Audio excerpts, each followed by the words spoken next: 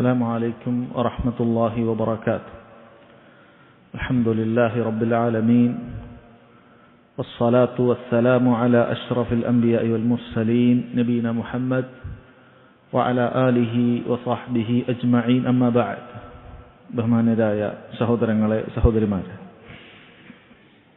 ഉംദത്തുൽ അഹ്കാമിലെ കിതാബുൽ ബൈ ആണ് നാം ആരംഭിച്ചത്. അതിലെ ഹദീസുകൾ ആരംഭിക്കുന്നതിന് മുമ്പ് കച്ചവടവുമായി ബന്ധപ്പെട്ട പ്രധാനപ്പെട്ട ചില അടിസ്ഥാനങ്ങളാണ് നമ്മൾ പറഞ്ഞു വരുന്നത്. കഴിഞ്ഞ ക്ലാസ്സിൽ കച്ചവടത്തിൽ നാം പാലിക്കേണ്ടതായ അതിൻ്റെ നിബന്ധനകളെക്കുറിച്ച് പറഞ്ഞിരുന്നു. കച്ചവടം ചെയ്യുന്ന, വാങ്ങുന്ന, വിൽക്കുന്ന വ്യക്തികൾക്കുണ്ടായിരിക്കേണ്ട നിബന്ധനകളും അതുപോലെ തന്നെ വാങ്ങുകയും വിൽക്കുകയും ചെയ്യുന്ന പ്രൊഡക്റ്റുകൾക്കുണ്ടായിരിക്കേണ്ട നിബന്ധനകളും അതുപോലെ കച്ചവടം ചെയ്യുന്ന രീതികളും അത് ഹറാമായി പോകുന്ന കാര്യങ്ങളുമൊക്കെയാണ് നമ്മൾ പറഞ്ഞത്. കച്ചവടത്തിൻ്റെ മസലകൾ എളുപ്പമാണ്, പക്ഷേ ശ്രദ്ധിച്ചിരിക്കണം. അതുകൊണ്ട് ഇന്ന് ഇതേപോലെ കഴിഞ്ഞ ക്ലാസ്സിൽ നമ്മൾ ചോദിച്ചതുപോലെയുള്ള ചോദ്യങ്ങളുണ്ടാകും ഓരോ ഭാഗത്തുനിന്ന്. ശരിക്ക് ശ്രദ്ധിക്കാനും പറഞ്ഞ കാര്യങ്ങൾ നിങ്ങൾക്ക് മനസ്സിലായി എന്ന് ഉറപ്പുവരുത്തുന്നതിന് വേണ്ടിയിട്ടാണ് അത് ചെയ്യുന്നത്. നമുക്ക് അടുത്ത ഹെഡിങ്, ഹദീസുകളിലേക്ക് പ്രവേശിക്കുന്നതിന് മുമ്പുള്ള അടുത്ത ഹെഡിങ് അഖ്സാമുൽ ബൈ, ബൈഇന്റെ ഇനങ്ങളാണ്. പല രൂപത്തിലുള്ള രീതിയിൽ അതിന് ബൈഇന്റെ ഇനങ്ങൾ പറഞ്ഞിട്ടുണ്ടോ, ഓരോന്നിനെയും പരിഗണിച്ചുകൊണ്ട്. ഒന്നാമത്തെ രീതി മിൻ ഹൈസു നൗഉൽ ഐവദ്, നമ്മൾ കൈമാറ്റം ചെയ്യപ്പെടുന്ന വസ്തുവിൻ്റെ ഇനത്തിനനുസരിച്ചിട്ട് പലതരത്തിലുള്ള കച്ചവടങ്ങളുണ്ട്. ഇപ്പോൾ 3 കാര്യങ്ങളാണ് നമ്മൾ പൊതുവെ കൈമാറ്റം ചെയ്യപ്പെടാറുള്ളത്. ഒന്നെങ്കിൽ ഐനായിരിക്കും, അല്ലെങ്കിൽ ദൈനായിരിക്കും, അല്ലെങ്കിൽ മൻഫഅത്തായിരിക്കും. കാര്യം പറഞ്ഞാൽ വളരെ എളുപ്പത്തിൽ മനസ്സിലാകുന്നതാണ്. ബൈഉ ഐൻ, ബൈഉ ദൈൻ, ബൈഉ മൻഫഅ, അങ്ങനെ 3 രീതിയിലാണ് ഉണ്ടാവുക. ഐൻ എന്ന് പറഞ്ഞാൽ സഹോദരങ്ങളെ ഒരു പ്രത്യേക വസ്തുവാണ്. ഒരു പ്രത്യേക വസ്തുവിനാണ് നമ്മൾ ഐൻ എന്ന് പറയുന്നത്. ഉദാഹരണത്തിന് എൻ്റെ കയ്യിൽ ഒരു മൊബൈൽ ഫോൺ ഉണ്ട്, ഇത് ഞാൻ നിങ്ങൾക്ക് വിൽക്കുകയാണ് എന്ന് ഞാൻ പറയുകയാണെങ്കിൽ, അല്ലെങ്കിൽ വേറൊരാൾ ഇതെനിക്ക് വിൽക്കുമോ എന്ന് ചോദിക്കുകയാണെങ്കിൽ, അവർ ചോദിച്ചത് അല്ലെങ്കിൽ ഞാൻ പറഞ്ഞത് ഒരു ബൈഉ ഐനാണ്, ഒരു പ്രത്യേക പ്രൊഡക്റ്റിനെ കുറിച്ചിട്ടാണ്. ഈ ഒരു പ്രത്യേക പ്രൊഡക്റ്റിനെ കുറിച്ചിട്ട് പറയുന്നതാണ് ബൈഉ ഐൻ എന്ന് പറയുന്നത്. അപ്പോൾ അവസാനം അത് മനസ്സിലായോ നോക്കാൻ ഇൻഷാ അല്ലാഹ് ചില ചോദ്യങ്ങളുണ്ട്. രണ്ടാമത്തേത് ബൈഉ ദൈനാണ്. എന്ന് പറഞ്ഞു കഴിഞ്ഞാൽ അതൊരു പ്രത്യേക പ്രൊഡക്റ്റ് അല്ല, മറിച്ചൊരു വിശേഷണങ്ങളുള്ള ഒരു പ്രൊഡക്റ്റ് ആയിരിക്കും. ഉദാഹരണത്തിന് നമ്മൾ പറയാണ് ഇന്ന മോഡൽ ഒരു കാർ എന്ന് നമ്മളൊരു കമ്പനിയോട് പറഞ്ഞു കഴിഞ്ഞാൽ നമ്മളൊരു പ്രത്യേക കാറല്ല ചോദിക്കുന്നത്. ആ മോഡലിലുള്ള ആ പറയുന്ന കാര്യങ്ങളൊക്കെ പറഞ്ഞ ഇന്ന കളറ്, ഇന്ന മോഡൽ എന്നൊക്കെ പറഞ്ഞു കഴിഞ്ഞാൽ ഒരു കാറ് തരും. അത് ഏത് കാറാണെങ്കിലും ശരി. അല്ലെങ്കിൽ നമ്മൾ പറയാണ് കടയിൽ പോയിട്ട് 1 കിലോ തമ്രു വേണം, 1 കിലോ ഈത്തപ്പഴം വേണം എന്ന് പറഞ്ഞു കഴിഞ്ഞാൽ അവരേത് കാർട്ടൂൺ എന്ന് വേണമെങ്കിലും എടുത്തു തരും. ഈ ബോക്സിൽ നിന്ന് എടുത്തു തരും, അല്ലെങ്കിൽ ഇപ്പുറത്തെ ബോക്സിൽ നിന്ന് എടുത്തു തരും, ഈ ബോക്സിൽ നിന്ന് എടുത്തു തരും. ഏതായാലും 1 കിലോ തമ്രു തന്നെയാണ്. അതിനാണ് ബൈഉ ദൈൻ എന്ന് പറയുന്നത്. അതായത് ഒരു പ്രത്യേക വസ്തു എന്ന് പറയുന്നില്ല. എന്നാൽ നമ്മളവിടെ ചൂണ്ടിക്കാട്ടിയിട്ട് ഒരു പ്രത്യേക 1 കിലോൻ്റെ ഒരു പാക്കറ്റ് കാണിച്ചിട്ട് ഇത് എനിക്ക് വേണം എന്ന് പറയുകയാണെങ്കിൽ നമ്മളത് ബൈഉ ദൈനാണ്, ഒരു പ്രത്യേക പ്രൊഡക്റ്റാണ് നമ്മളവിടെ ചോദിക്കുന്നത്. ഇതുമായി ബന്ധപ്പെട്ടൊക്കെ പിന്നീട് അത് ശരീഅത്തിൽ എന്തിനാണ് ഇതിനെ വേർതിരിച്ചത് എന്നുള്ളതിന് നമുക്കതിൻ്റെ മസ്ലഹത്ത് മനസ്സിലാക്കാൻ സാധിക്കും. മൂന്നാമത്തേത് ബൈഉ മൻഫഅ എന്ന് പറയുന്നത്. അതായത് നമ്മളവിടെ ഒരു പ്രൊഡക്റ്റ് ഒന്നും കൊടുക്കുകയില്ല, മറിച്ച് ഒരു മൻഫഅത്ത്. ഉദാഹരണത്തിന് നമ്മളൊരു ഗുഡ് വിൽ എന്നൊക്കെ പറയും. ഒരു കമ്പനിക്ക് നമ്മൾ ഇത്രയും കാലം അതുകൊണ്ട് നടത്തി അതിനെ വലുതാക്കി ഒരു വലിയ കമ്പനിയായി മാറിയിട്ടുണ്ടാകും. അപ്പം നമ്മൾ പറയും ഈ കമ്പനീൻ്റെ ഈ ഗുഡ് വിൽ, ഈ പേര് നിങ്ങൾക്ക് വിൽക്കുകയാണ്, നിങ്ങൾക്കിനി എന്ത് ചെയ്യാം, ഇത് വെച്ചിട്ട് നിങ്ങൾക്ക് കച്ചവടം ചെയ്യാം. അവിടെ നമ്മളൊന്നും കൊടുക്കുന്നില്ല, മറിച്ച് ആ കമ്പനീൻ്റെ പേരും അതുമായി ബന്ധപ്പെട്ട അവർക്ക് എത്ര കാലം വേണമെങ്കിലും ഉപയോഗിക്കാം. ഇപ്പം ഇന്നൊരു കമ്പനിയാണ്, ഇന്നൊരു ഹോട്ടലിൻ്റെ പേരാണ്, ഇതിന് നിങ്ങൾക്ക് എന്ത് ചെയ്യാം, നിങ്ങൾക്ക് യൂസ് ചെയ്യാം. നിങ്ങൾക്ക് ഇനി നടത്തിപ്പിനെന്നല്ല, നിങ്ങൾക്ക് കാലാകാലത്തേക്ക് തരുന്നതാണ്. അതും വിൽക്കാറുണ്ട്, അതിൻ്റെ കച്ചവടവും നടക്കാറുണ്ട്. ബൈഉ മൻഫഅ എന്ന് പറയും. ഞാൻ ചില ചോദ്യങ്ങൾ പറയാം. അപ്പം അതിൽ ഏതാണത്, ബൈഉ ഐനാണോ അല്ല ബൈഉ ദൈനാണോ ബൈഉ മൻഫഅയാണോ എന്ന് നിങ്ങൾക്ക് മനസ്സിലാക്കാൻ സാധിക്കും. ഒരു വാഷിംഗ് മെഷീൻ, അതിൻ്റെ മേലെ സീരിയൽ നമ്പർ ഉണ്ട്, 69933217 ഒരു പ്രത്യേക സീരിയൽ നമ്പറുണ്ട്. അത് ബൈ ഐനാണോ ദൈനാണോ മൻഫഅ? എന്തായിരിക്കും അത്? ദൈനാണ് അല്ലേ? ആണോ? അല്ല, ഒരു സീരിയൽ നമ്പർ പറഞ്ഞു തരുന്നു. അപ്പോൾ അതെന്താണ്? വ്യക്തമാണ്. ഇന്ന വാഷിംഗ് മെഷീനാണെന്ന് വ്യക്തമായി. നമ്മൾ ഷോപ്പിൽ പോയിട്ട് ഒരു വാഷിംഗ് മെഷീൻ കണ്ടു, അതിൻ്റെ സീരിയൽ നമ്പറൊക്കെ ഉണ്ട്, ഇന്നതാണ്.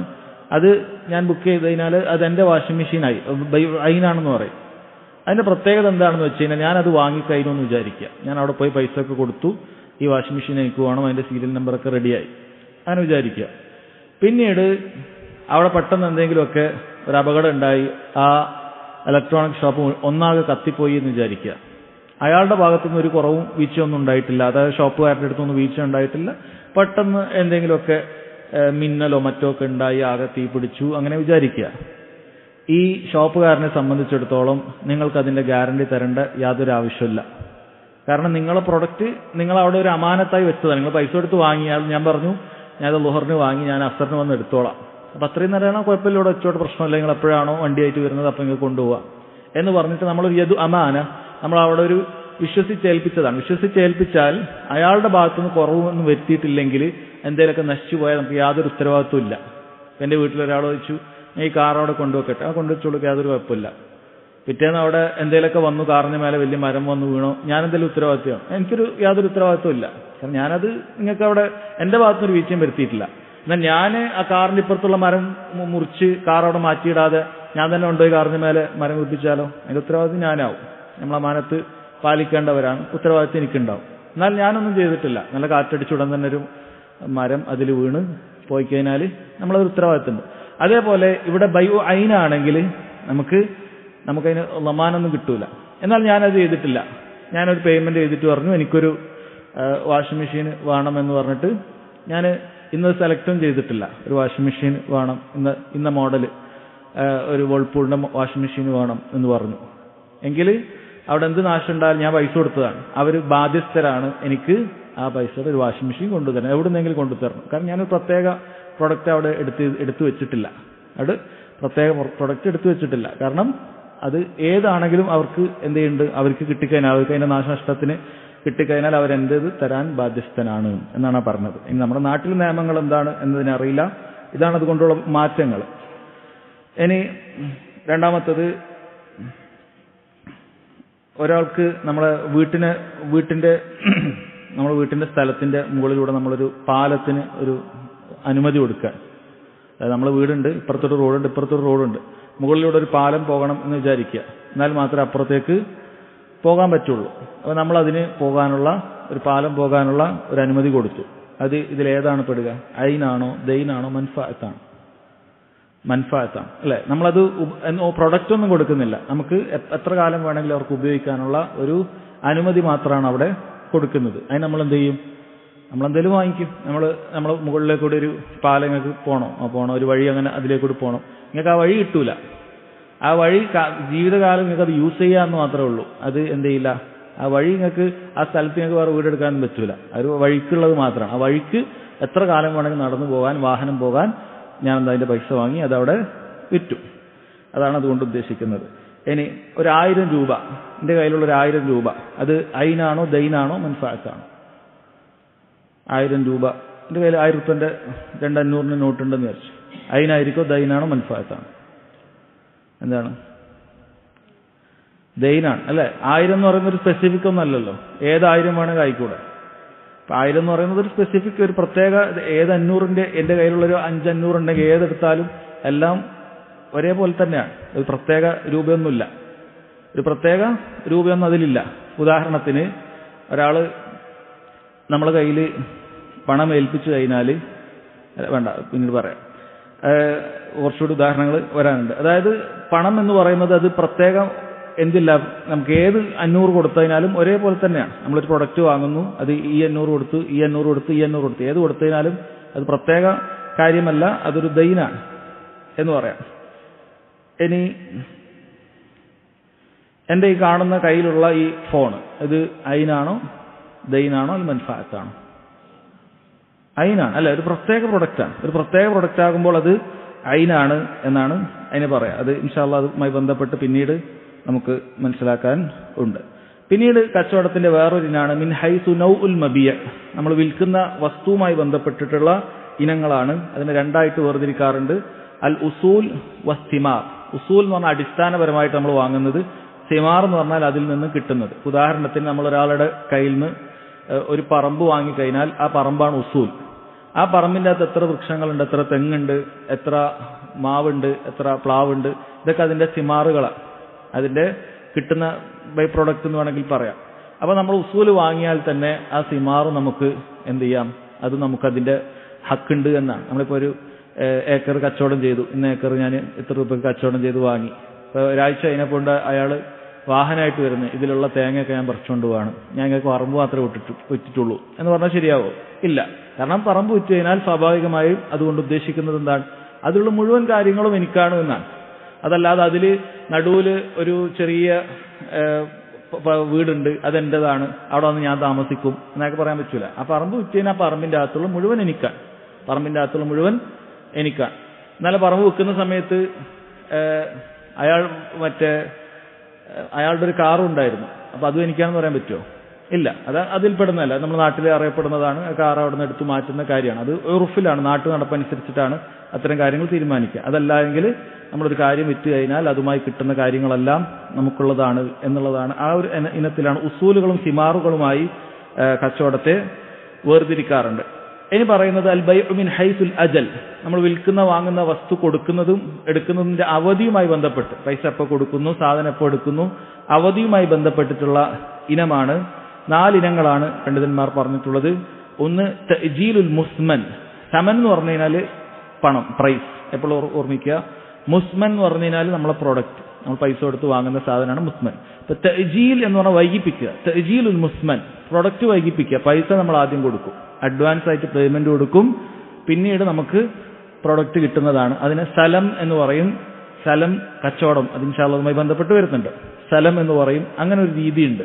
അപ്പൊ അതിനൊക്കെ അതിൻ്റെതായ ചില നിബന്ധനകളുണ്ട്.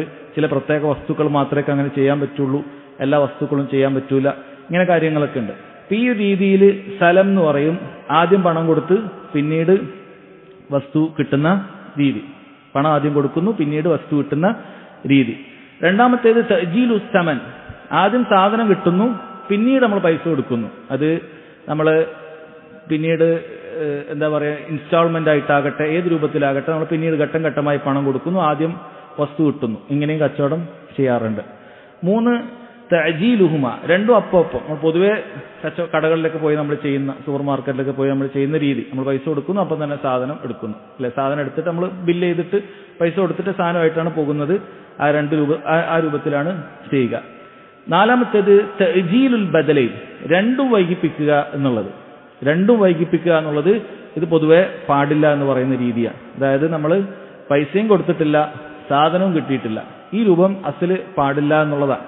എന്നാൽ പൊതുവെ ഹനഫി മദ്ഹബിലൊക്കെ ഇത് അനുവദനീയമാണ്. പിന്നെ പൊതുവെ നാട്ടിൽ നടന്നു വരുന്ന രീതിയും അങ്ങനെയുണ്ട്. നമ്മളൊരു ഓൺലൈനിലായിട്ട് അവിടെ ആയിട്ട് നമ്മളൊരു പ്രൊഡക്റ്റ് ബുക്ക് ചെയ്യും, നമ്മൾ പൈസയും കൊടുത്തിട്ടുണ്ടാവില്ല, സാധനം നമ്മുടെ കയ്യിൽ കിട്ടുന്നുണ്ടാവില്ല, പക്ഷേ അവിടെ കച്ചവടം നടക്കുകയാണ്.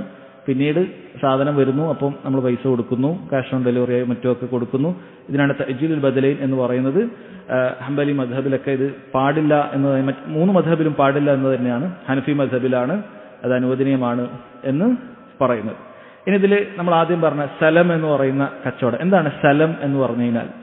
സലം എന്ന് പറഞ്ഞു കഴിഞ്ഞാൽ സഹോദരങ്ങളെ, അതിന് പണ്ഡിതന്മാർ പറയുന്നത്, നമ്മൾ ഒരു കച്ചവടം നടക്കുന്നത് നമ്മളൊരു പ്രത്യേക വസ്തു അല്ല, നമ്മൾ പ്രത്യേക വിശേഷണം പറഞ്ഞ ഇന്ന രൂപത്തിലുള്ളൊരു വസ്തു, അതിന് നമ്മൾ പണം മുൻകൂറായി കൊടുത്തിട്ട് പിന്നീട് നൽകുന്ന രൂപത്തിനാണ് സലം എന്ന് പറയുന്നത്. ഉദാഹരണത്തിന് നമുക്ക് റമദാൻ മാസത്തിൽ നമുക്കൊരു 1000 കിലോ ഈത്തപ്പഴം നമുക്ക് വേണം. 1000 കിലോ ഈത്തപ്പഴം നമുക്ക് വേണം. ഇപ്പൊ ഇവിടെ നമ്മൾ എന്ത് ചെയ്യാണ്, നമ്മൾ ആ ഈത്തപ്പഴം കൃഷി ചെയ്യുന്ന ആരെങ്കിലും ഒക്കെ ഉണ്ടെങ്കിൽ, അല്ലെങ്കിൽ അങ്ങനെ എവിടെയെങ്കിലും ഉണ്ടെങ്കിൽ നമ്മൾ അവരോട് പോയിട്ട് പറയും, എനിക്കിത് റമദാൻ 1 മുമ്പായിട്ട്, അല്ലെങ്കിൽ ഷാബാൻ 30 എനിക്ക് എന്ത് ചെയ്യണം, 1000 കിലോ ഈത്തപ്പഴം വേണം. അപ്പൊ അതിന്റെ രൂപ ഏതാ? 10000 രൂപ ഞാൻ നിങ്ങളെ ഏൽപ്പിക്കുകയാണ്. ഇന്ന ടൈപ്പ് ഈത്തപ്പഴമാണ് വേണ്ടത്. അതിന്റെ രീതിയൊക്കെ പറഞ്ഞു കൊടുത്തു. ഒരു പ്രത്യേക വസ്തുവല്ല, പക്ഷെ അതിന്റെ സിഫത്തുകൾ മൊത്തം പറഞ്ഞു കൊടുത്തു. വെറുതെ ഈത്തപ്പഴം എന്ന് പറഞ്ഞാൽ പോരാ, അത് സുക്കരിയാണെങ്കിൽ സുക്കരിയാണ്, അത് ഇത്ര, അതായത് അതിന്റെ വിലയെ ബാധിക്കുന്ന എല്ലാ കാര്യങ്ങളും പറഞ്ഞു കൊടുത്തിട്ട് നമ്മൾ ഉറപ്പിക്കുക. അതിനാണ് സ്ഥലം എന്ന് പറയുന്നത്. പൈസ നമുക്ക് ആദ്യം കൊടുക്കും, എന്നിട്ട് അവരെന്ത് ചെയ്യും, ഒരു ഡേറ്റും കണ്ടിട്ടുണ്ടാവും, അത് നമുക്ക് ഡെലിവറി ചെയ്യേണ്ട ആ ദിവസത്തിൽ കൊണ്ടുതരുന്നതിനാണ് സ്ഥലം എന്ന് പറയുന്നത്. ഇത് ദീനിൽ അനുവദിച്ചിട്ടുള്ള കാര്യമാണ്. അതിന് ചില നിബന്ധനകളുണ്ട്. അതിന് ഒന്നാമത് ആഖിദാൻ, അത് നടത്തുന്ന ആളും വാങ്ങുന്ന ആളും നമ്മൾ നേരത്തെ കച്ചവടത്തിൽ പറഞ്ഞ അതേ നിബന്ധനയാണ്. രണ്ടുപേരും ജായിദു തസറുഫ് ആയിരിക്കണം. ആ നിബന്ധനകളൊക്കെ ഇവിടെയും ബാധകമാണ്. അതായത് നടത്തുന്ന ആളും വാങ്ങുന്ന ആളൊക്കെ എന്തായിരിക്കണം, ജായിദു തസറുഫ്, അതായത് വാങ്ങിക്കാൻ, കച്ചവടം നടത്താൻ, വിൽക്കാനൊക്കെ യോഗ്യതയുള്ള ആളുകളായിരിക്കണം. ചെറിയ കുട്ടിയാകാൻ പാടില്ല, ഭ്രാന്തുള്ളവരാകാൻ പാടില്ല, പണവുമായി ബന്ധപ്പെട്ട് ഇടപെടാൻ അറിയാത്തവരാകാൻ പാടില്ല, അതിൽ നിന്നെല്ലാം മാറിയിട്ടുള്ള ആളുകളായിരിക്കണം. രണ്ട്, പണവുമായി ബന്ധപ്പെട്ട കാര്യം പറയുകയാണെങ്കിൽ അത് അപ്പോൾ കൊടുക്കുന്ന രീതിയായിരിക്കണം. അതിനാണ് സ്ഥലം എന്ന് പറയുന്നത്. പണം അപ്പോൾ കൊടുക്കണം. ഹാലുൻ മഖ്ബൂൽ എന്ന് പറയും. അതായത് അത് ആ മജ്ലിസുൽ അഖ്ദിൽ, നമ്മൾ ആ കച്ചവടം നടക്കുന്ന സ്ഥലത്ത് തന്നെ പൈസ നമ്മൾ അഡ്വാൻസ് കൊടുക്കണം. അതിനാണ് സ്ഥലം എന്ന് പറയുന്നത്. ഇനി കിട്ടുന്ന വസ്തുവുമായി ബന്ധപ്പെട്ട് ചില നിബന്ധനകളുണ്ട്. ഒന്ന്, വസ്തു മുഅജ്ജലായിരിക്കണം, അതായത് പിന്നീട് നൽകുന്ന കാര്യമായിരിക്കണം. അപ്പം തന്നെ തരികയാണെങ്കിൽ അതിന് സ്ഥലം എന്ന് പറയില്ല. നമ്മൾ പൈസ കൊടുത്തിട്ട് അപ്പം എന്ന് വാങ്ങിയാൽ അതിന് സ്ഥലം എന്ന് പറയില്ല. പിന്നീട് ഒരു ഡേറ്റിന്, നാളെ മുതൽ ഏത് ഡേറ്റ് വേണമെങ്കിലും ആകാം, ആ ഒരു ഡേറ്റിലേക്ക് പറയുന്ന രീതിയിലായിരിക്കണം. അതേപോലെ അത് മൗസൂഫുൻ ഫിസിമ്മയായിരിക്കണം, അതായത് മുഅയ്യനാകാൻ പാടില്ല, ഒരു പ്രത്യേക വസ്തുവിനെ ചൂണ്ടിയിട്ട് പാടില്ല. ഉദാഹരണത്തിന്, ഞാൻ ഈന്തപ്പഴത്തോട്ടത്തിൽ പോയിട്ട് ഞാൻ ആരോട് പറയണം, എനിക്കൊരു 1000 കിലോ, നേരത്തെ ഉദാഹരണം തന്നെ, 1000 കിലോ ഈത്തപ്പഴം വേണമെന്ന് പറയാം.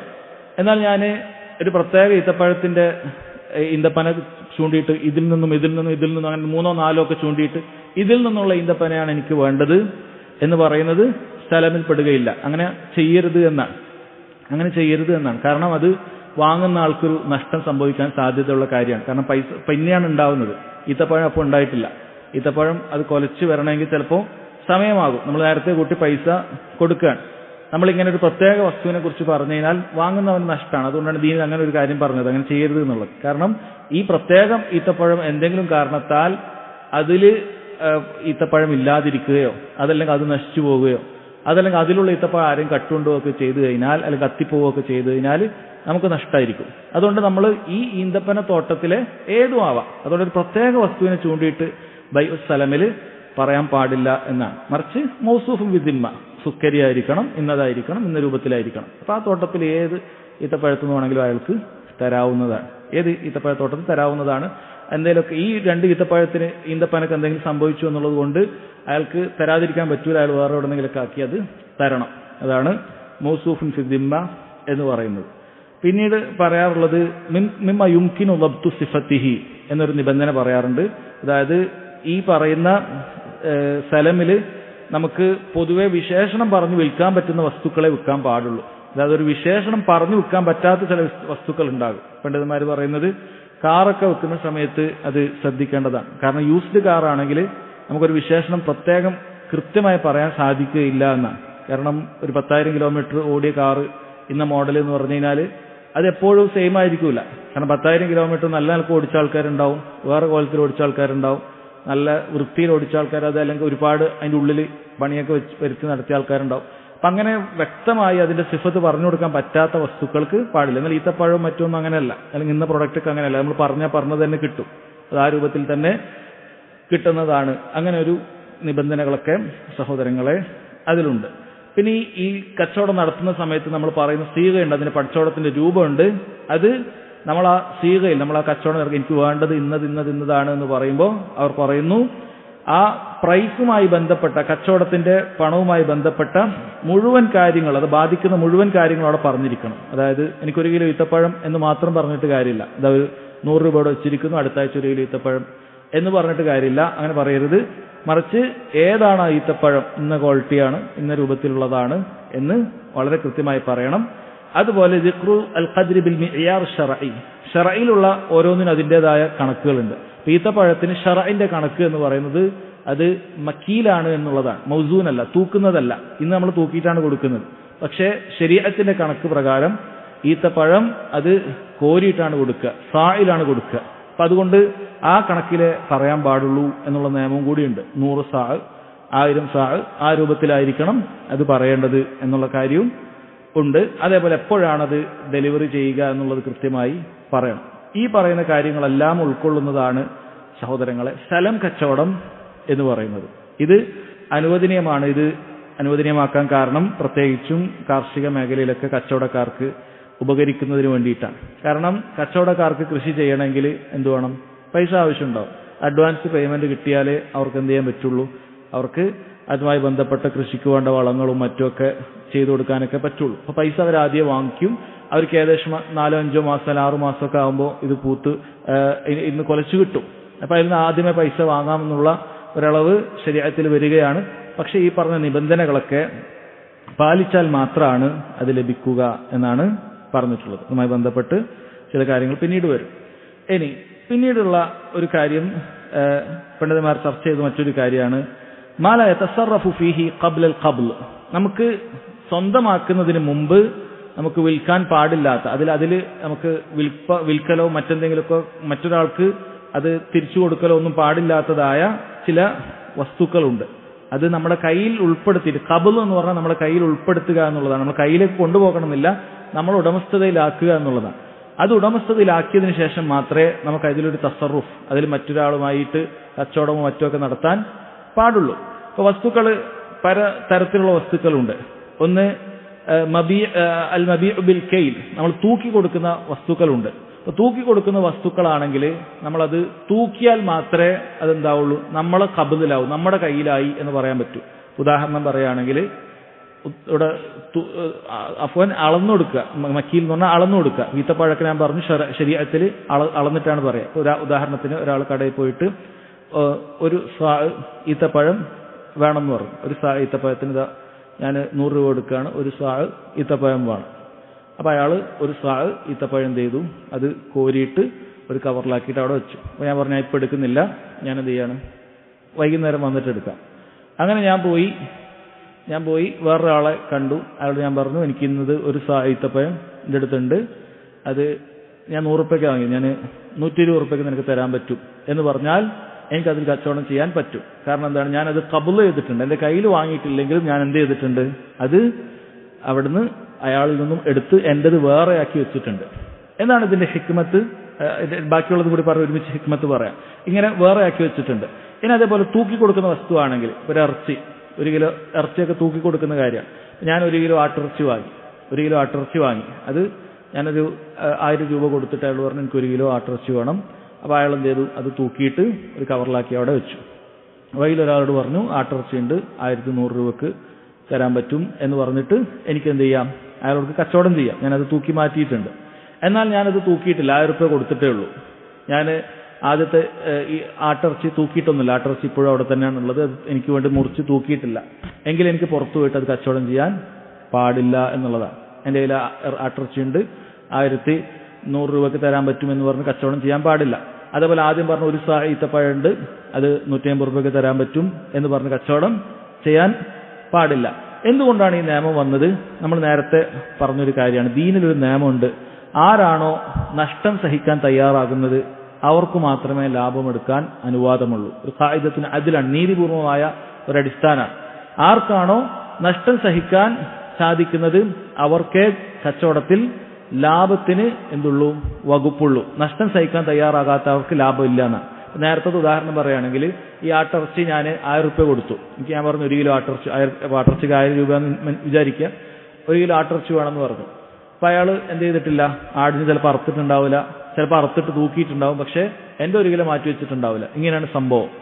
പെട്ടെന്ന് വന്നിട്ട് അവിടെ എന്തെങ്കിലുമൊക്കെ സംഭവിച്ചു, ആട്ടിറച്ചി ഒന്നാകെ നശിച്ചുപോയി എന്ന് കഴിച്ചു. അപ്പോൾ എൻ്റെത് മാറ്റി വെച്ചിട്ടില്ലെങ്കിൽ അത് നാളെ ആടിനെ അറുത്തതിനാൽ എനിക്ക് ആ 1 കിലോ തരാൻ ബാധ്യസ്ഥനാണ്. കാരണം എൻ്റെ ആട്ടിറച്ചി കിട്ടിയിട്ടില്ല. എന്നാൽ എൻ്റെത് 1 കിലോ എടുത്ത് ഞാൻ അവിടെ മാറ്റി വെച്ചിട്ടുണ്ടെങ്കിലോ, അവിടെ എന്തെങ്കിലുമൊക്കെ ഒന്ന് സംഭവിച്ചു, ഒരാൾ വന്നിട്ട് അത് കട്ടുകൊണ്ടുപോയി, അല്ലെങ്കിൽ ഒരു നായ വന്ന് അത് കടിച്ചുകൊണ്ടുപോയി, അല്ലെങ്കിൽ അവിടെ എന്തെങ്കിലുമൊക്കെ ഷോപ്പ് ഇടിഞ്ഞു പൊളിഞ്ഞു വീണു, അത് ഇല്ലാതായിപ്പോയി. ഇങ്ങനെ എന്ത് സംഭവിച്ചാലും ആരുടെ ഉത്തരവാദിത്തമാണ്?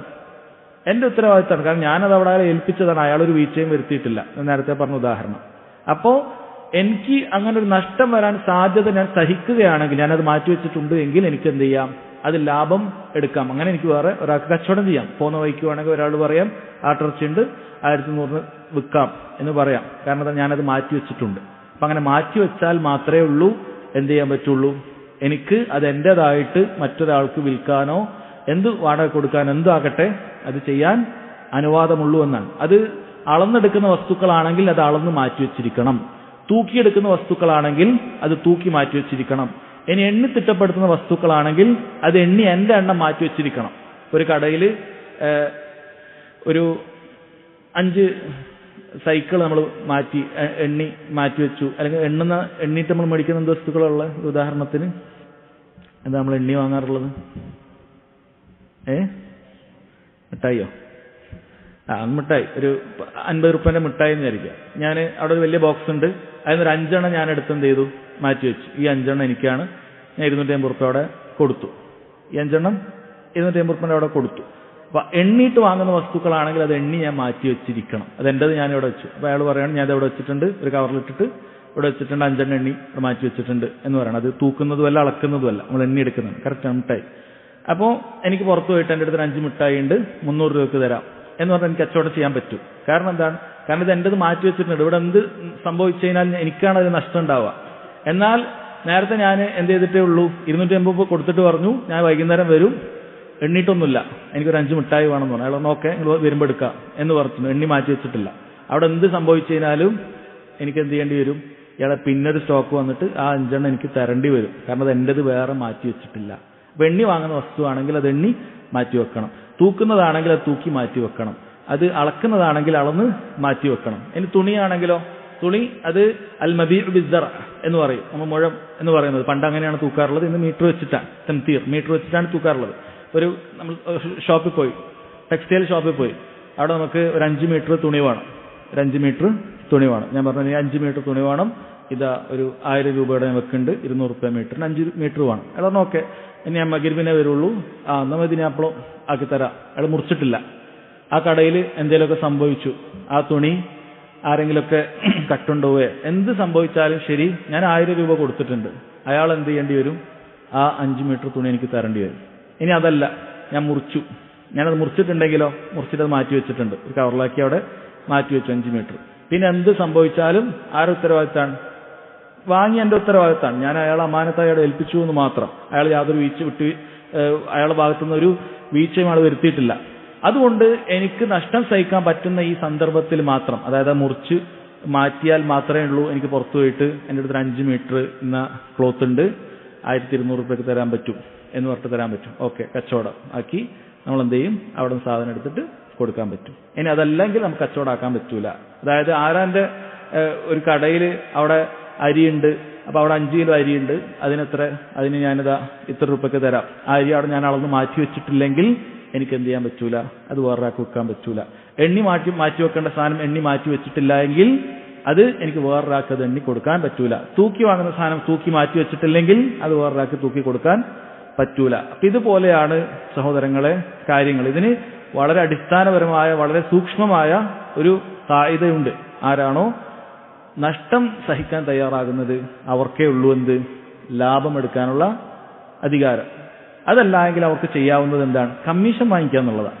അല്ലെ, കമ്മീഷൻ വാങ്ങിക്കുക. അപ്പോൾ ആ കടയിൽ പോയിട്ട് ഒരു വസ്തു, ഇവിടെ ഇന്ന വസ്തുക്കളൊക്കെ ഉണ്ട്, ഒരാളെ കൊണ്ടുവന്ന് ഒരു ക്ലയന്റിനെ കൊണ്ടുവന്ന് കാണിച്ചു കൊടുത്തു. അപ്പോൾ മുതലാളി എന്ത് ചെയ്യും, നമുക്ക് അതിൽ നിന്നൊരു കമ്മീഷൻ തരും. ഞാൻ 1000 രൂപേൻ്റെ ഒരു സാധനം അവിടെ കച്ചവടം പോയാൽ അയാൾ എനിക്കൊരു 100 രൂപ തരും എന്ന് വിചാരിക്കുക. അത് കുഴപ്പമില്ല, കമ്മീഷൻ വാങ്ങിക്കാവുന്നതാണ്. എനിക്ക് വിൽക്കാൻ സാധിക്കുകയില്ല എപ്പോഴല്ലാതെ അവിടുന്ന് ആ സാധനം ഞാൻ മാറ്റിവെച്ച് എൻ്റെത്, അത് ഏത് ടൈപ്പാണോ ആ ടൈപ്പിൽ, അത് തൂക്കുന്നതാണെങ്കിൽ തൂക്കി മാറ്റി വെക്കണം, അളക്കുന്നതാണെങ്കിൽ അളന്ന് മാറ്റി വെക്കണം. ഇപ്പോൾ അളക്കുന്നത് നമുക്ക് ഇപ്പോൾ പറയാൻ പറ്റിയ ഇപ്പോൾ ലിറ്ററൊക്കെ അളക്കുന്ന കാര്യമാണ്. ഓയിൽ, ഒരു വെളിച്ചെണ്ണ കമ്പനിയിലേക്ക് നമ്മൾ പോയി, നാടൻ വെളിച്ചെണ്ണ കമ്പനിയിലേക്ക് നമ്മൾ പറഞ്ഞു ഒരു 1000 രൂപ കൊടുത്തിട്ട് ഒരു 5 ലിറ്റർ വെളിച്ചെണ്ണ വേണം എന്ന് പറഞ്ഞു.